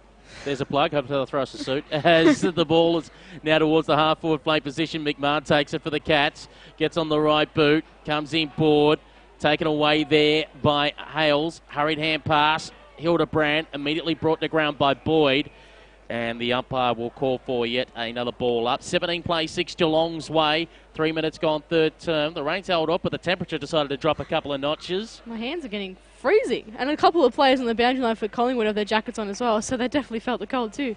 Kicking into the direction of Livingston, I presume. And Livingston kicks around the body to Bidenweg-Webster, who decided to play on while being held. Not the smartest decision in the world, but got the hand pass away in the nick of time. Chasing it up there is Buchan. Buchan wanted to go inside 50. Willett parked herself underneath it and said the footy's mine. Takes it away and gives off the hand pass. Goring now decides to switch towards the broadcast side. Half-back flank. Going in over the top of the football. Casey Howell without it. No, said the umpire. In goes Edwards. Pardon me, it was Lee earlier. Now going in there was Mangan. Turned over. Slicer takes it for the Pies. Kicks it towards the hot spots. Only for the Cats to relieve the pressure. Another example of how Collingwood's execution is letting them down in crucial areas, particularly in attack. Boyd saw the ball go past him, but Purcell got one high afterwards. Umpire missed it, but nonetheless the ball goes down the line, only for Hildebrand to take it off the bounce, and she takes it the half-back flank. Whoop, dropped the sitter there was McLaren. Has to go back and get it again, courtesy of support by Benici, and Darby just cleaned up McLaren on the way through. Benici with the football, centre wing, kicks it a little further up the line. Trevine, now there's some crash of bodies. There's a body count all of a sudden here. Now the hurry kick off the carpet by Kerrick, was looking in the Ivy direction, went overhead, the ball went over the boundary line and out of bounds. As Kerrick comes off to be interchanged, possibly with Laura Taylor to come on. A huge turnover of events there with Britt Benici. She's just really stepping up in that contest there. I mean, she's definitely proving to be a real leader in this game. She has been a leader in the past, obviously, as well. Captain Vic Metro to a title in 2015 and the vice-captain of the Australian AFL High Performance Academy when she was a youngster as well. So she's got those leadership qualities embedded in her. As the umpire says it's locked up, and we'll call for another ball up, but was Focus coming on the ground instead of Taylor. And Federley also snuck onto the ground for the Cats. Going in there is Lambert. Hines. Umpire circles, blows the whistle, and we'll call for yet another ball up. Megan Focus obviously coming off a good game last week too. 17 disposals, 3 marks and 4 tackles. So definitely one to get involved in this game. Umpire throws the ball up in the air. Away we go again. Hines. Grant with a hurried kick. Edwards chasing after it. Knocked it forward. In goes Ruby, slice of a ham and turkey, and wraps up the play, and the umpire will call for a ball up. I'll correct myself. There was 12 disposals, 2 marks and 6 tackles. I read out the stats from round 2. So she's either way, 2 good performances from Megan Focus against Collingwood and last week too. You said them with such certainty, anyone would have believed you. I just wanted to make sure. And big tackle laid on. The umpire says holding the ball.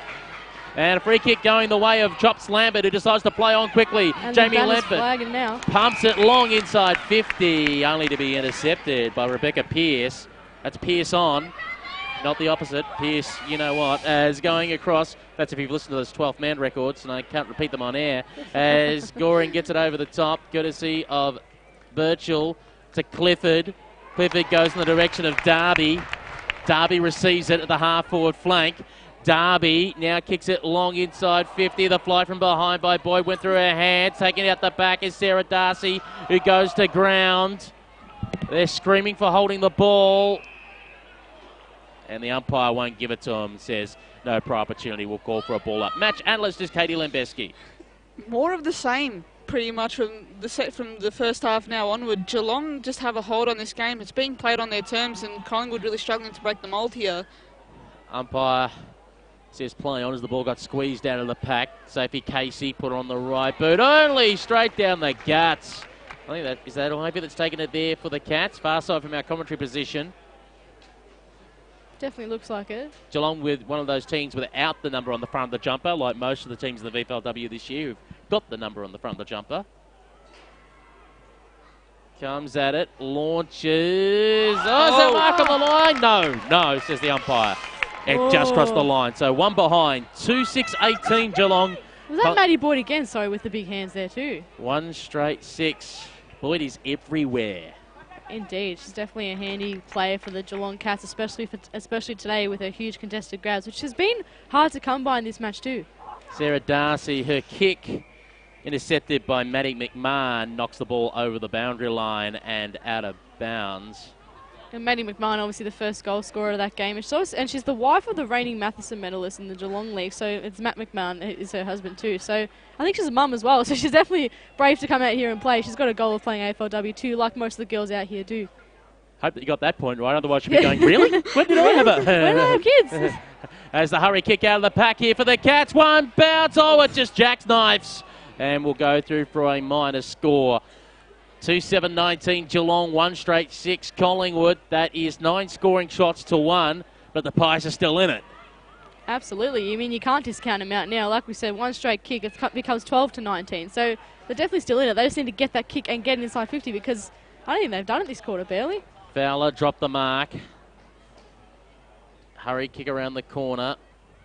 Woollett intercepts. And pass away. McMahon pumps it up the line. Intercepted by Sarah Darcy, formerly of the Eastern Devils from the VFLW. Love their ground out at Mulgrave Reserve. More importantly, love their bar out at Mulgrave Reserve. Kicked it up towards the centre position. It was a good bar, Mulgrave Sports Club. As the mark is taken there by Anna T. Many good stories shared with the Eastern Devils crew there. And Sarah Darcy also in 2016 kicked 30 goals for the Devils as well. So she's definitely one that can flip forward like we were saying at the start of the show. And the mark is intercepted here by Sarah Darcy, who kicks it long up the line. Hines going in there. Lambert is shrugged off too, and then Lambert went for a run, got pulled down as she tried to put boot to ball, gained about 30 metres, but it went out of bounds on the full. And of course, we mentioned the Eastern Devils. A number of them will be playing for the Hawks in the grand final. Legends like Meg Hutchins and Lou Watton, Steph Carroll, just to name a few. Sarah Perkins. And Jamie Lambert, obviously from the Eastern Devils as well. So if Collingwood can get in, then it could be a couple of Eastern Devils against each other. But we just never know with the Geelong side pressing hard in this game. Purcell takes the mark. She is on centre wing. Elects to play on. Got caught there by Casey. Woollett under pressure. Gave away the hand pass. In goes Lambert to lay the tackle. How without the ball, Alexander. Umpire said it was fair. Stratton as well. Ball knocked away from her. Alexander on the right boot. Going up the line, Barton-Webster got a shrug off the player in Goring, took a bounce, got away from her, took a second bounce. She went without the ball. Dear oh me, just when she blazed away, has to go back and get it again. Got pulled to the ground this time by Anna Teague. And the ball over the boundary line and out of bounds. Just when you thought Katie Lembeski, she was away. She did all the hard work, but just stumbled at a really crucial moment, which I think is a metaphor for Collingwood at the moment. Every time they've tried to get something going, tried to push forward, they keep on getting yanked back.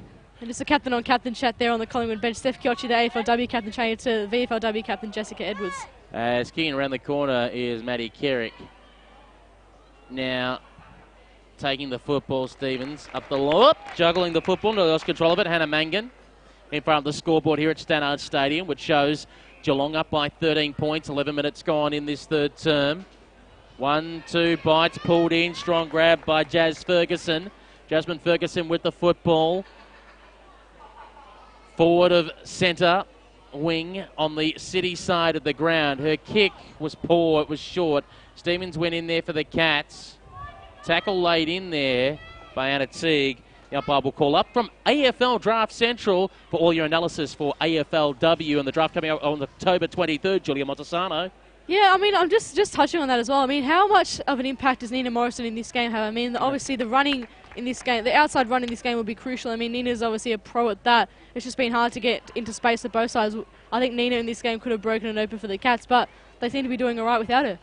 As Lambert comes back in board, Woollett takes the mark and elects to play on quickly. Gets on the left boot, goes into the central corridor, only to be intercepted. McLaren thinking what she's going to do. Elects to just pump it long towards the hot spot. Straight in front, Posey, knocked out of her hands. Umpire said play on.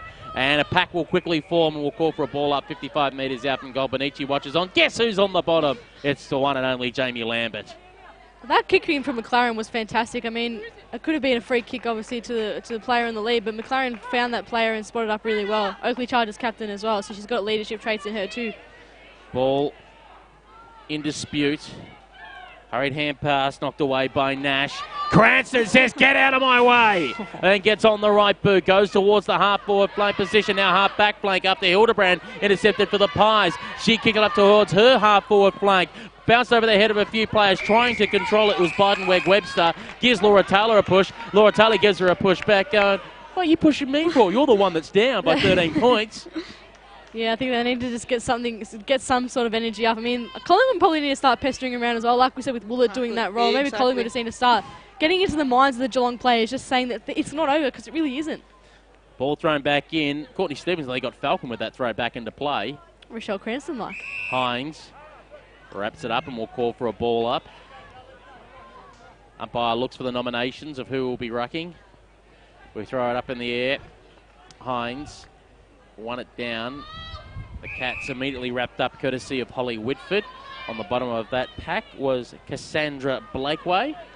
Obviously looked groggy, obviously, in that second quarter, but came on nice and fresh in this third quarter and playing her role.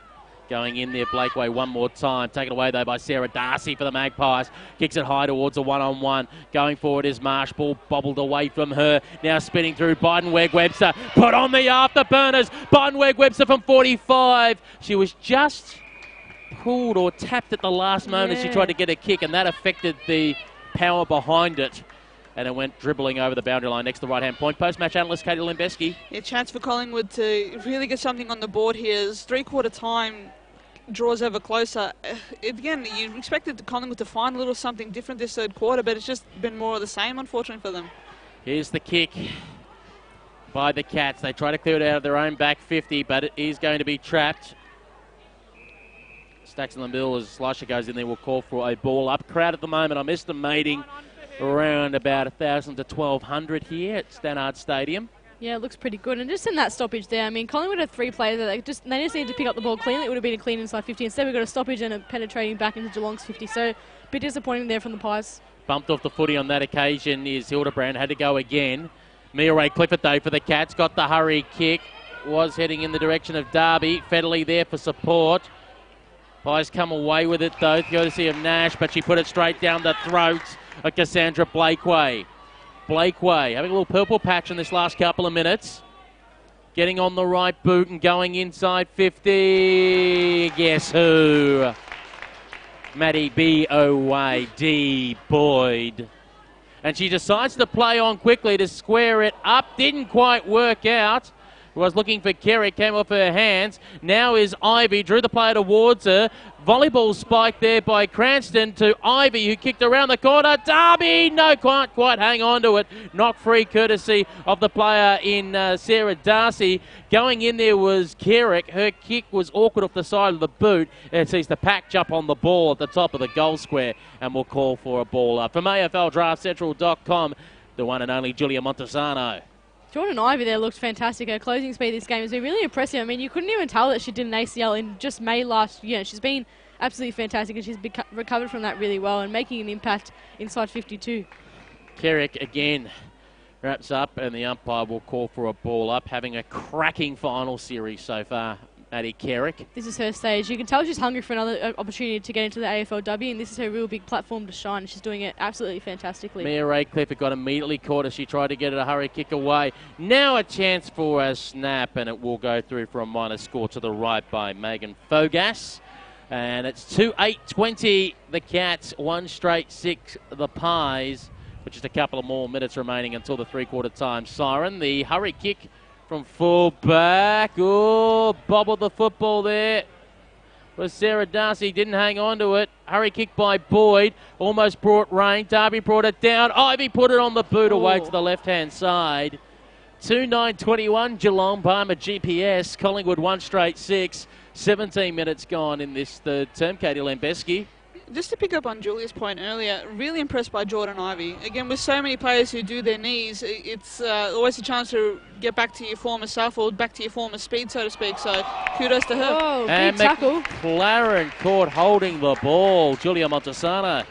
Yeah, McLaren just got extremely caught out there. I mean, I think it's Kate Darby on the end of that tackle as well, who's about to get a set shot just straight in front of goal. So just a key moment of really blindness from McLaren. Maybe it was a lack of awareness from the players just saying, you're hot, you're hot. That's what could have been it as well. But it's definitely great from Darby to spot her out and get her down. And dare I say, this is actually within range for Kate Darby. Oh, for sure. I mean, you wouldn't definitely back her in from here. The angle is pretty much straight in front. It's just the distance that might cause her trouble. It should be kicking from 45. Kate Darby. Oh. Let's race! Yep. Theory me, we backed her in and she did it straight through the middle. How about that? At a time where Geelong haven't quite converted as much as they well have liked, but she steps up in a big, big way, and Collingwood in deep trouble here. It's now Geelong 3-9-27 to Collingwood 1 straight 6. 21 points to lead with a couple minutes left in this third quarter. Dare I say it, Geelong are nearly home. If you're in the Collingwood coaching box, hit that panic button right now and start throwing around the magnets. Your season is officially on the line.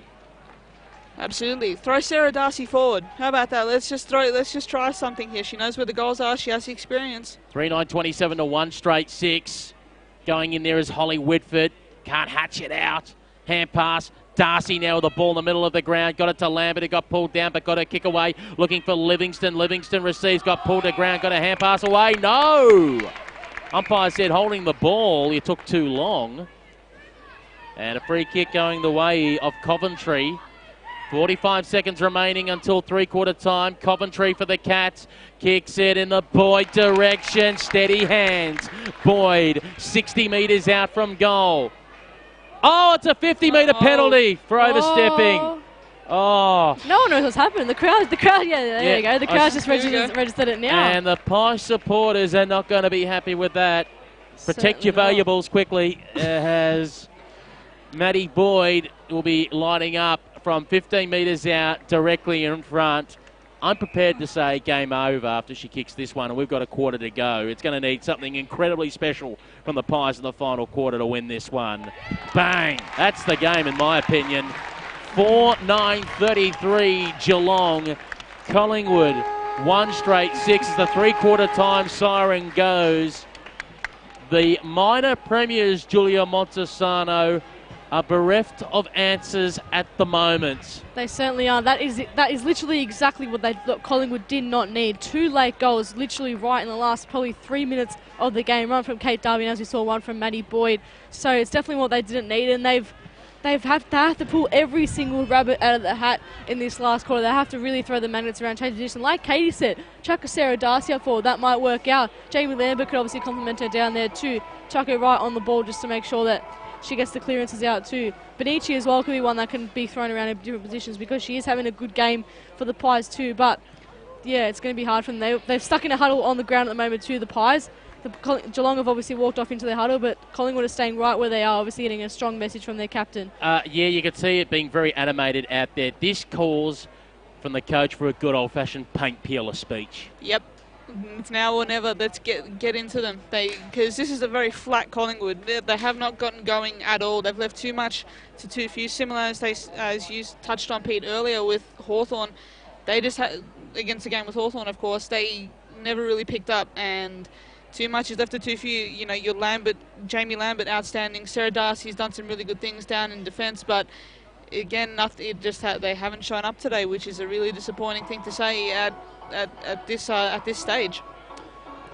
Does the Collywobbles curse live with the female side, as like did for the men's for quite a number of years? I know Collingwood supporters listening right now on RSN Carnival, BFL.com.au are going to hate me for suggesting that, but this is their first finals campaign at any level for a women's side, and could it be bang bang straight sets?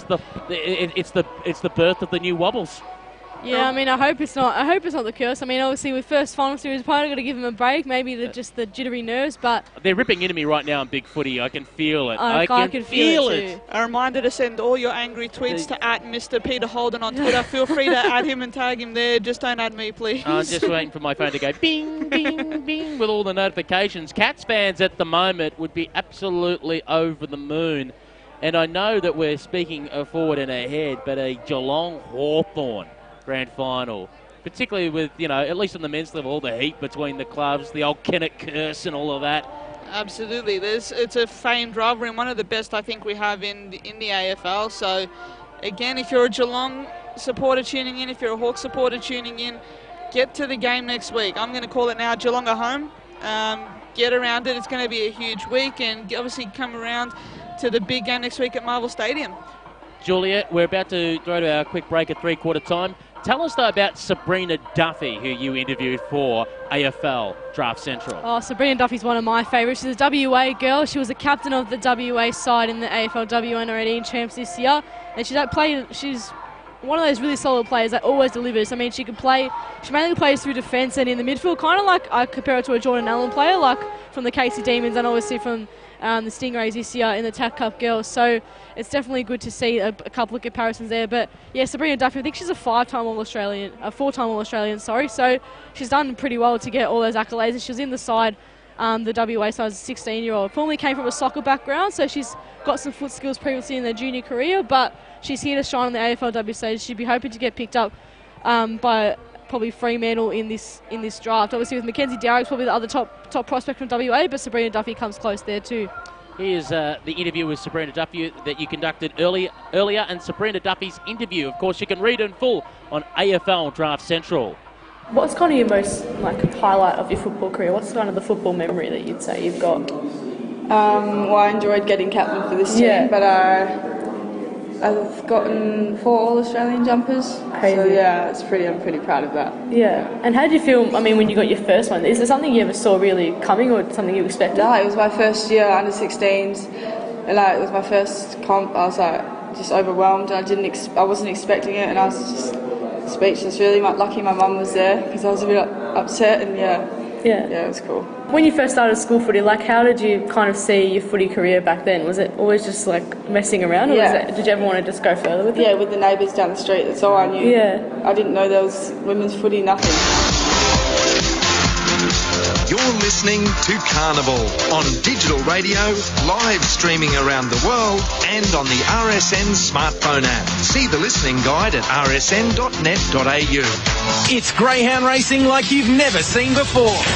20 electric rapid-fire head-to-head match races, all just 7 minutes apart. Speedstar Racing returns to Sandown Park tonight. Be on track for your chance to win more than $20,000 in our lucky last man standing competition. It's exciting, it's fast, it's pumping, it's Speedstar. Tonight, Twilight, 3 hours of adrenaline-fueled action from 5:30 p.m. Sandown Park. We love the dogs. For more information, go to sandowngreyhounds.com.au. Half, Whitey and The Breakfast Club. We had a massive week on The Breakfast Club. If you missed any of the goodness, go straight to the website, rsn.net.au. Hope you're having a great weekend full of great sporting action. On Monday morning from 6, we'll recap all that, including the semi-finals of the AFL with Rocket and Jim, the supercar wrap from Sandown, Winks Group 1 performance, Group 1s at Flemington. It's all happening on The Breakfast Club. The Breakfast Club, 6 till 8:30 weekdays on RSN 927. Thanks to the Tab. We love a bet. This is the VFL Women's Match of the Day. At Stannard Stadium in Port Melbourne. This is the Swiss Wellness VFL Women's Preliminary Final on RSN Carnival Digital Radio, rsn.net.au and the RSN Racing and Sport app, as well as the video stream on vfl.com.au. Three-quarter time, Geelong 4, 9:33, Collingwood 1 straight 6. We're 20 minutes away from finding out who will play Hawthorn in the grand final at Marvel Stadium. You may think, what the heck is Marvel Stadium? It's Etihad Stadium, but they now call it Marvel Stadium thanks to the new commercial deal that they did, the AFL, which came into effect at the 1st of September. Sorry, Pete, is this the first game being played at the newly named Marvel Stadium? Yes. If the timing goes as per last year, and if the VFL Women's precedes the VFL Men's, the VFL Women's will be the first game to be played at the stadium as it's known as Marvel Stadium. Geez, bit of history. Obviously, the first VFL Women's Grand Final, and then the first game played at Marvel Stadium. So history making all round, and we could be seeing a coveted rivalry here taking place, Geelong and Hawthorn. I need to ask Anthony Stankin from AFL Victoria, are they going to be bringing out the Marvel characters? Are they going to get dressed up as what's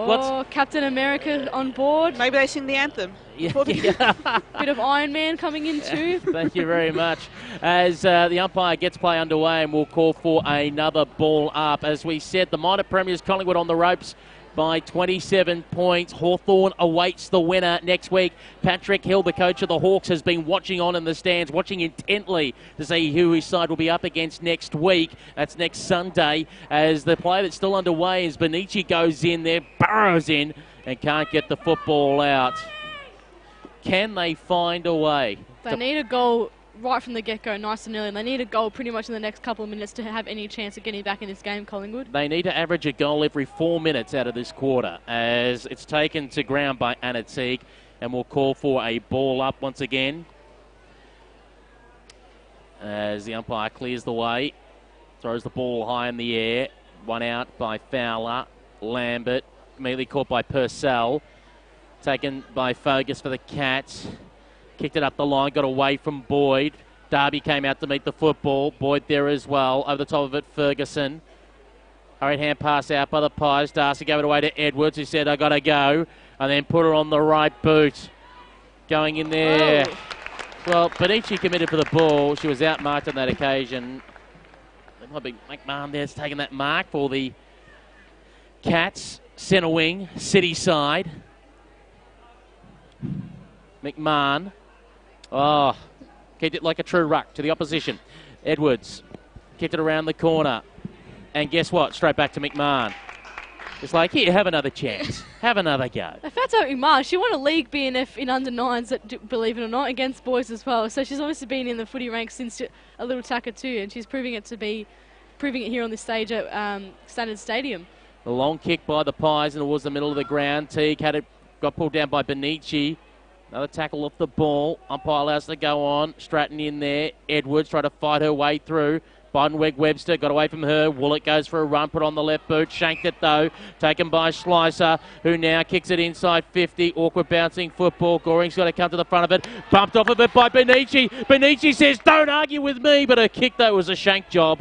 And it's taken away by the Cats off the last line of defence towards the half-back flank. Purcell now got it. Away she goes on the right boot. Put in the direction of Maddie Boyd. Ball bounced over her head. Did a jackknife. In goes Federley. Wraps up Hale. She's going nowhere. Hurry kick off the ground. Only as far, though, as Nash. Nash came back in board with a kick. Found Edwards, who's working her backside off. The Collingwood captain now goes towards centre half forward. Looking for Livingston. Got away from her. Livingston got thrown to ground. And the umpire will circle and we'll put whistle in mouth and we'll say it's going nowhere. We'll call for a ball up. Match analyst Katie Lembeski.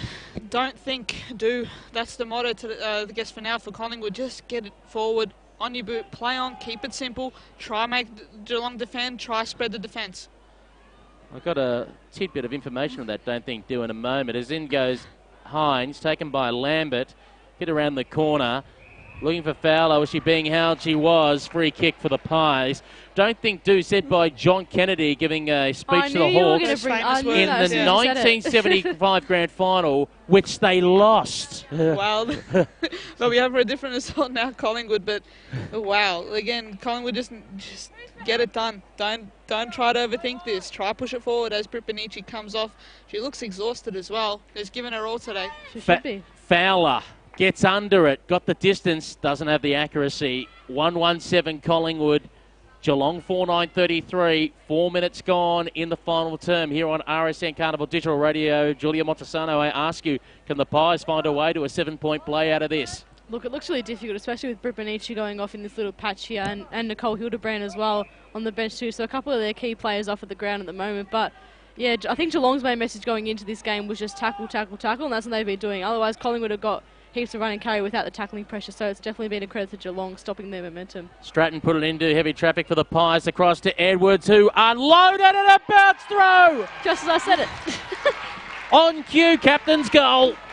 Straight after the 4th minute as well, as you broke it down and at the break, Pete, they need a goal every 4 minutes, so tick in that respect, just need to get it moving, keep it moving. Great start for them, but they need to keep at it. Still a lot of work to be done. And Jess Edwards is set up for a big quarter as well. We obviously saw that passage in the middle of the ground where she stormed away from a couple of players, fended them off, and now she's got a goal to reward her for her efforts. So she's definitely one that can step it up in this corner, and she really needs to, because the leaders need to step up, and who better to do so than the captain. 2-1-13, Collingwood 4-9-33, Geelong. One out of centre by Hines. Awkward bouncing ball. Purcell's running off the side of it. They can try and tap it to her. Livingston chasing after it for the Pies. Managed to hold it up. Trevine had to get rid of Darcy. And then Trevine put it on the right boot, looking for Ivy. Too much juice on the kick. It is out of bounds on the full. So as we said, they need to roughly average 1 goal every 4 minutes in this final term. Tick for the first one. We just got to see if the second one comes quick on the 8th minute. So we're keeping track of time at the moment. See if it gives them belief. Trevine now has it on the centre wing for the Cats, looking for Ivy. And again, the kick is wide, and this time it will be thrown in on the City side boundary. It's been played a lot on that side of the ground, hasn't it, Pete? I mean, it's been away from us for most of the contest. It's been on that far side of the ground, so there's always something that teams like to play along that boundary line down there, just staying away from the broadcast side and staying away from us, maybe. As Grant wrapped up is Edwards, and the umpire blows the whistle and will call for a ball up. I think it's a bit of tired legs at the moment in this last quarter as well. There's been a lot of stoppages early on in this quarter too, so it could be a bit of tired legs. Obviously for Collingwood, especially with that one rotation down, could be the case, and Geelong obviously with their high pressure game could definitely be tiring as well. Lambert held without the ball right in front of the umpire, and we'll get the resulting free kick. Lambert, can she create something special for the Pies? She pumps it long inside 50. Darcy flew through the air. She's playing forward as she suggested. In goes Alexander, ripped off the football. Now in dispute. Trevine overran it. Hurry kick off the carpet by Kerrick. Wants to try and chase up her own footy in a foot race with Lambert. Close towards the boundary line. Kerrick now sees it over and out. And again, Julie, just repeating for those that might have joined our coverage late, Chloe Malloy went off with an injury in the first term. Yeah, and it's been hurting them real bad, hasn't it? And I mean, they haven't been able to come back since Chloe Malloy's injury, really. I mean, she was probably one that could have changed the game for them. I mean, she's one of those players that can get 2 quick goals in a snap and really get the game back in terms, but it's hard to see a player that can do that for Collingwood at the moment. I mean, we saw Jess Edwards with a good snap just a couple of minutes ago, but we need to see a couple of backed up repeat efforts for Collingwood to have any chance to get back into this contest. It's 20 points the margin. That's Julia Montesano from AFL Draft Central. You can Google them and then get educated before the AFLW draft on October 23rd. Great mark by Mia Ray Clifford for the Cats on centre wing, City side of the ground. And she's lucky to not have to go through the AFLW job because she's already been picked up by Geelong as well. Good acquisition for them. Finds Kate Darby on the half-forward flank. Kate Darby unloads on the right boot. Guess who out the back? Maddie B.O.Y.D. Boyd. B.O.Y.D. Boyd. Again, Mia Ray Clifford proving how valuable she is. Just that ability to take a clinch mark just to kind of steady things up a little bit for the Cats, and also spring an attack, which if Mighty Boyd is successful here in front of goal, which is a very good chance to, you have to say, who will end the game here well and truly. In she comes on the left boot. Oh, she shanked the kick, came off hands. Trevine keeps it in play. Lets it go the hand pass. Ivy, shank kick going forward, and they will have scored it through for a minor score. 4:10:34 Geelong, 2-1-13 Collingwood. 8.5 minutes gone, final term. How Wobbly valuable kick have Maddie Boyd's hands been? I mean, she's been great. to Grant. He gave it off. Now the kick up the line by the Pies, by Hales, only to be intercepted by McMahon. Like Vince McMahon in WWE said, no chance. Gets it on the right boot. Kicks it inside 50, over the head of Boyd on that occasion. Grant picked it up off the ground and it was immediately caught by Cranston. And the umpire says we'll call for a ball up. huge chance for Geelong to really put the ice on this game. You know, really just get their inside 50 right now in a good spot. Then get a goal here. It well and truly is game over. Time to celebrate. Going in there is Cranston. She threw the football right in front of the umpire, so Emma Grant will take it. The former Bendigo Thunder captain drew the player and Cranston towards her. Oh. Head pass to Grant, then said over the shoulder, advantage paid. Downfield. Downfield is called, yep. No, well, no. What's going on? Everyone stopped going, what's going on? And then they played on because he called advantage, not downfield. As now like being ripped in there is Hales. Going in there, Trevine. Gave it off to Boyd, who kicked around the corner and will register as a minor score. 4:11:35 Geelong, Collingwood 2-1-13. We're at the halfway mark of the final quarter. As playing on quickly is McLaren.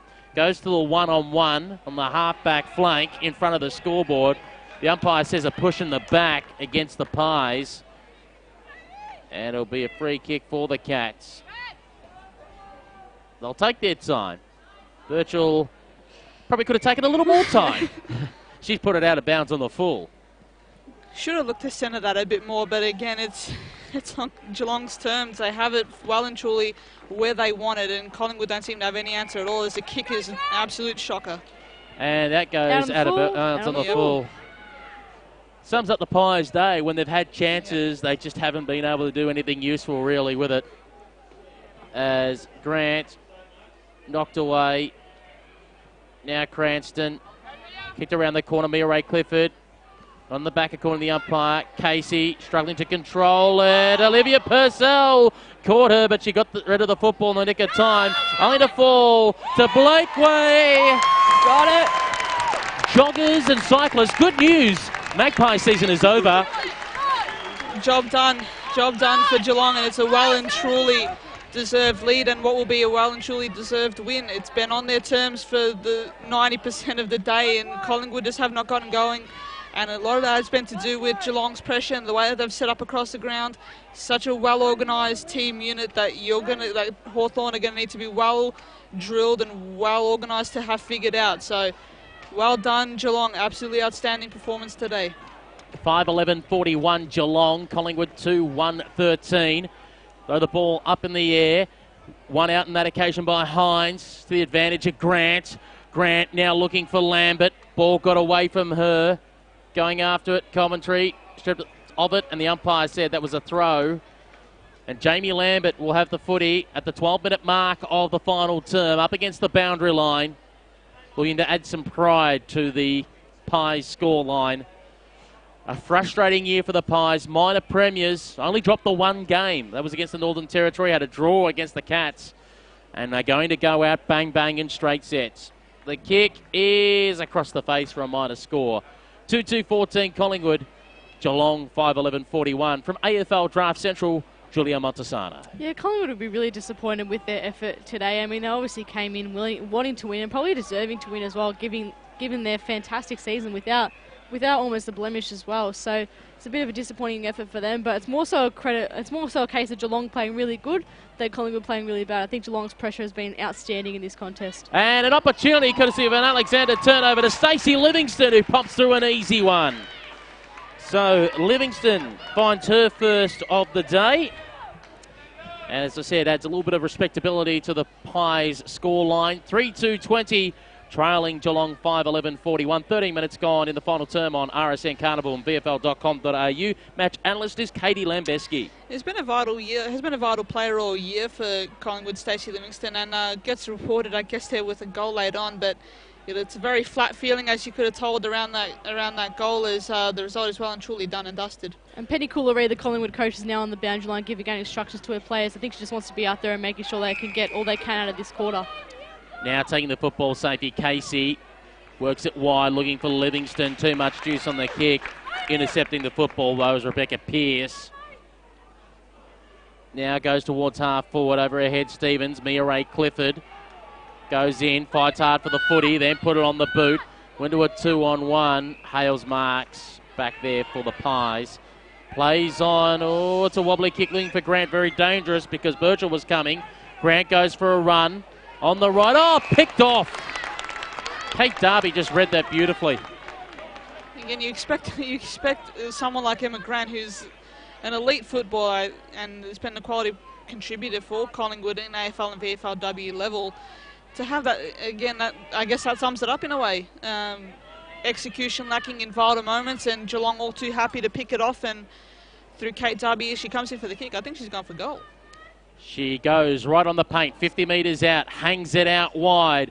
Boyd is last in the queue. Ball went out the back. Hales missed it. Grant offering support. Racing away there. The kick for the Pies originally was by Stratton, only for it to be intercepted. And now they'll square it up in the pocket to Trevine. He says, you know what, I'll have a shot at goal. Why not? Soak up all the time you can. I mean, the game's done and dusted. You may as well try and get some accuracy and make your score look a bit more respectable than 5-11. But apart from that, it's been an absolute dominating performance from Geelong. Special comments there from Julia Montesano. With the future so bright, she's got to wear shades. And I'm not joking either. It's glary. In goes Hayley Trevine. 35 metres out against the boundary line. And it will be to the near side. Oh. 5-12-42 Geelong. Collingwood 3-2-20. Under 4 minutes, or about 4 minutes remaining in this final term. Benici knocked away from her. Hurry kick. Hines. Marsh kicked it into her own player in Buchan. Going in there and copping one high on the way through was Stratton. Will get a free kick. Yep. Stratton for the Pies. Wants to go towards the city side. Worked out okay. It's Marsh out there. Now on the right, long and up the line. Alexander gave a little nudge to Kerrick. Ball is wrapped up. Taylor lost control of it. Now out to Edwards for the Pies. Edwards goes inside 50. Oh, it's a juggling mark by Lambert. Play on. Hand pass to Benici under pressure. Benici's kick is away to the right. Almost, but not quite there. Lambert very good with the hands. Good to see her play a bit forward, but it's all a bit too little too late. I guess the Magnus needed to be spun a little early in the game to really try manufacture something as a coach, I guess, from Penny Cool-Reid, who's had an outstanding year as a coach. Let's not forget that in the midst of all this. But yeah, Geelong far too good at the moment. 3-3-21 Collingwood, 5-12-42 Geelong.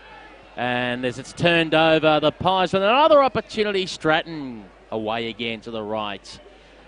And they'll move them on to 3-4-22. Geelong 5-12-42. Also joining us today from AFL Draft Central, Julia Montesano. Stratton getting involved in there in the last couple of passages of play, which is good to see. She's trying to will her team over the line and at least get some respectability, and at least one more goal would be nice just to hold the last bragging rights of the game. But obviously Geelong dominating this performance. As the ball has gone out of bounds on the full. After going through several sets of hands, and with it in the end was Emma Grant, who pumped it long towards the back of the square, and I think that's a goal to Lambert, who got out the back, ran on quickly into the goal square and put that one through. A late one for the scoreboard for the Pies. Lambert's first goal of the match. And 4-4-28 Collingwood, Geelong 5-12-42. 14 points the difference. 2.5 minutes remaining. Dare I say it, in a men's match, you might say maybe, barely time, but we do remind you in women's football, unfortunately, maybe because they're women, I don't know why, but there's no time on. Yeah, maybe we need to look at that next year. I understand with AFLW commitments it can be a bit tough for players, but let's raise this up a little bit. As Grant goes forward, being mown down is Cranston, the umpire, says that's a free kick going the way of the Cats. I understand in years gone by, particularly when it was 25-minute quarters, there's no time on because you were dealing with volunteers back then and they didn't have the skills of time on and women's football. But I think we've got to the professionalism stage now where even if the quarters are slightly shorter, 17, 18, whatever, but at least time on needs to start to be introduced to mimic AFLW as well, more importantly. And allow coaches, obviously, to work to develop those tactics about what to do when you have that. Definitely. It just adds a new dimension to the game. Yeah. I guess there's a more attritional aspect in a way, and I'd like to see it introduced as soon as possible. So fingers crossed for that one. Something definitely to look at. Kerrick at the half-back flank.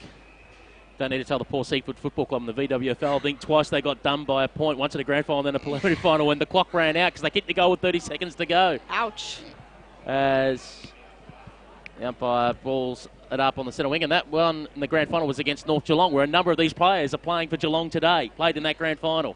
Yeah, obviously Rochelle Krantz is one that used to obviously play for Geelong, so there's definitely a couple of big players in the Geelong lineup who've tasted premiership success before, but it's time now to taste one on the massive stage at Marvel Stadium. Purcell just gave it off then to Pearce. He pumped it up the line. Another premiership player there. They're still running hard. Federley gave it off. Whoops, Stevens got caught, and the umpire said holding the football. Light rain starting to fall here late in the final quarter at Stannard Stadium. 5-12-42 Geelong, 4-4-28 the Pies. Just in time for the VFL game afterwards, so the girls can go inside and get nice and warm. And now having it is T. Got spun around. Ball knocked out of her hands by Alexander.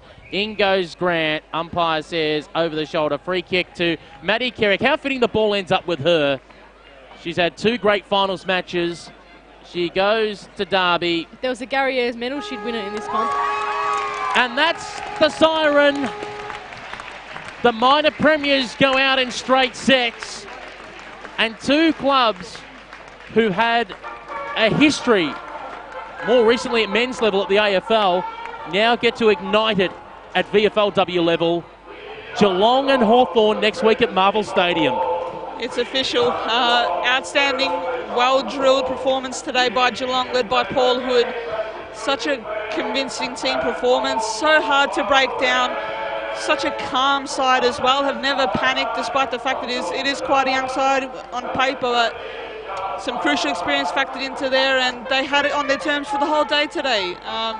Too good for too long for Collingwood, and it's a well-deserved win. And just to break in, just to the news that we can give a little bit more info on, Chloe Malloy on crutches, and the foot's in a moon boot. So we know it's not a knee, but the right foot is in a moon boot. Yeah, and it was a shame for her, obviously, to go down so early in the game. It would have been great to see her get out there and will Collingwood to a win, but obviously it wasn't the case today. Geelong were just too good, like Katie was saying, too slick. They were a bit more hungry for the footy, I found as well, just a bit more, the tackling pressure was a bit more intense than Collingwood's. But credit to Geelong. I mean, how good is this going to be? Geelong, Hawthorn, what 2 teams more could you have asked for? I mean, in a grand final, Marvel Stadium, potentially the first game, obviously, at Marvel Stadium as well. It's just been a great effort for Geelong today, and obviously some standout players there. Maddie Boyd had a great game with some great sets of hands. Olivia Purcell with the tackling, and Maddie Kerrick with the disposal. I think that's probably the 3 key areas: disposals, tackling, and marks. That's where they probably dominated in all 3 areas of their games, and they had star players to do it. So a credit to their players, and also a credit to their team, because you see the likes of Rochelle Krantz dominating every week. She didn't have the influence as she usually does today, but the other members of the team stepped up, such as Jordan Ivey, Casey Blakeway, and like Hayley Trevine as well. So that just adds to Geelong's depth, and it proves that they will be a force coming up in the AFL women's competition as well. You can also throw in there Hannah Birchall running through there. Bogus jumped in there at times. We saw the likes of Pearce coming off the back line. Again, the second week in a row, Katie, we keep talking about it during the finals. It's that second or third tier of players that keep stepping up and going the next level that gets them over the line. The even spread of contributors, as we've said, it's always the bottom 6 that can tend to prove the difference, particularly at this time of year in finals. You can definitely add Jamie Willett to that list as well. Been an absolute pest, particularly in the first half. I think that sets the tone, and that can sort of set the endeavour, so to speak, that hunger, the contest that was characteristic of Geelong's performance today. So outplayed Collingwood, frankly. They've come good at the right time. They've had a kind of up and down season, but more importantly, they got to finals in the end, and it seems like they're playing their best footy. And do not underestimate them at all next week. As good as Hawthorn are, you're going to need to be very good to break down this side. A nice guard of honour there from all the Geelong supporters as well. They've come in leaps and bounds here at Stannard Stadium. The crowd, like I said at the start, was less than last week, but they've built up, and it's been a fantastic crowd today, and they've witnessed a great game. Congratulations to the Geelong Cats, grand finalist in the VFL Women's Competition of 2018. Katie, I might send you to see if you can get the song. If you can't get the song, see how you go with maybe trying to get 45 Maddie Kerrick, if she's any chance of coming up and having a chat to us when she's ready. We've got half an hour post game, so she's got plenty of time, probably 20 minutes of post game, so plenty of time to come up and have a chat with us in the broadcast box. But it shows how much the Geelong community has got behind this women's side in the last 2 years as they've built up to the AFLW licence. That's a good 150 people minimum lining that guard of honour. Absolutely. They've all really supportive of the club, and it's obviously a massive footy community down in Geelong. Obviously the AFL side, they love their footy down there, and now the VFLW side in a grand final. I mean, what more could you want? It's success aplenty for the Geelong Cats, and sorry, a lot of premiership players coming down from the TAB Cup girls as well. I did spot Lucy McAvoy, obviously the premiership captain, and Denby Taylor as well, the best on ground in that grand final too at the ground here. So plenty of support all around from the Geelong community, and it's really great to see. I think that will definitely be one to look out for in the AFLW competition. I mean, we see North's getting all these players from other teams, which is great to see, but Geelong have backed their local talent, and they're going to obviously pick up some great girls in the draft, and I cannot wait to see what they bring in 2019 in the AFL Women's competition. And just quickly for our online stream via VFL.com.au, we're about to leave you very shortly. If you want to listen to our post-game show until 2 p.m, you'll need to go online to rsn.net.au and click digital radio. rsn.net.au, click digital radio. We leave you on the song.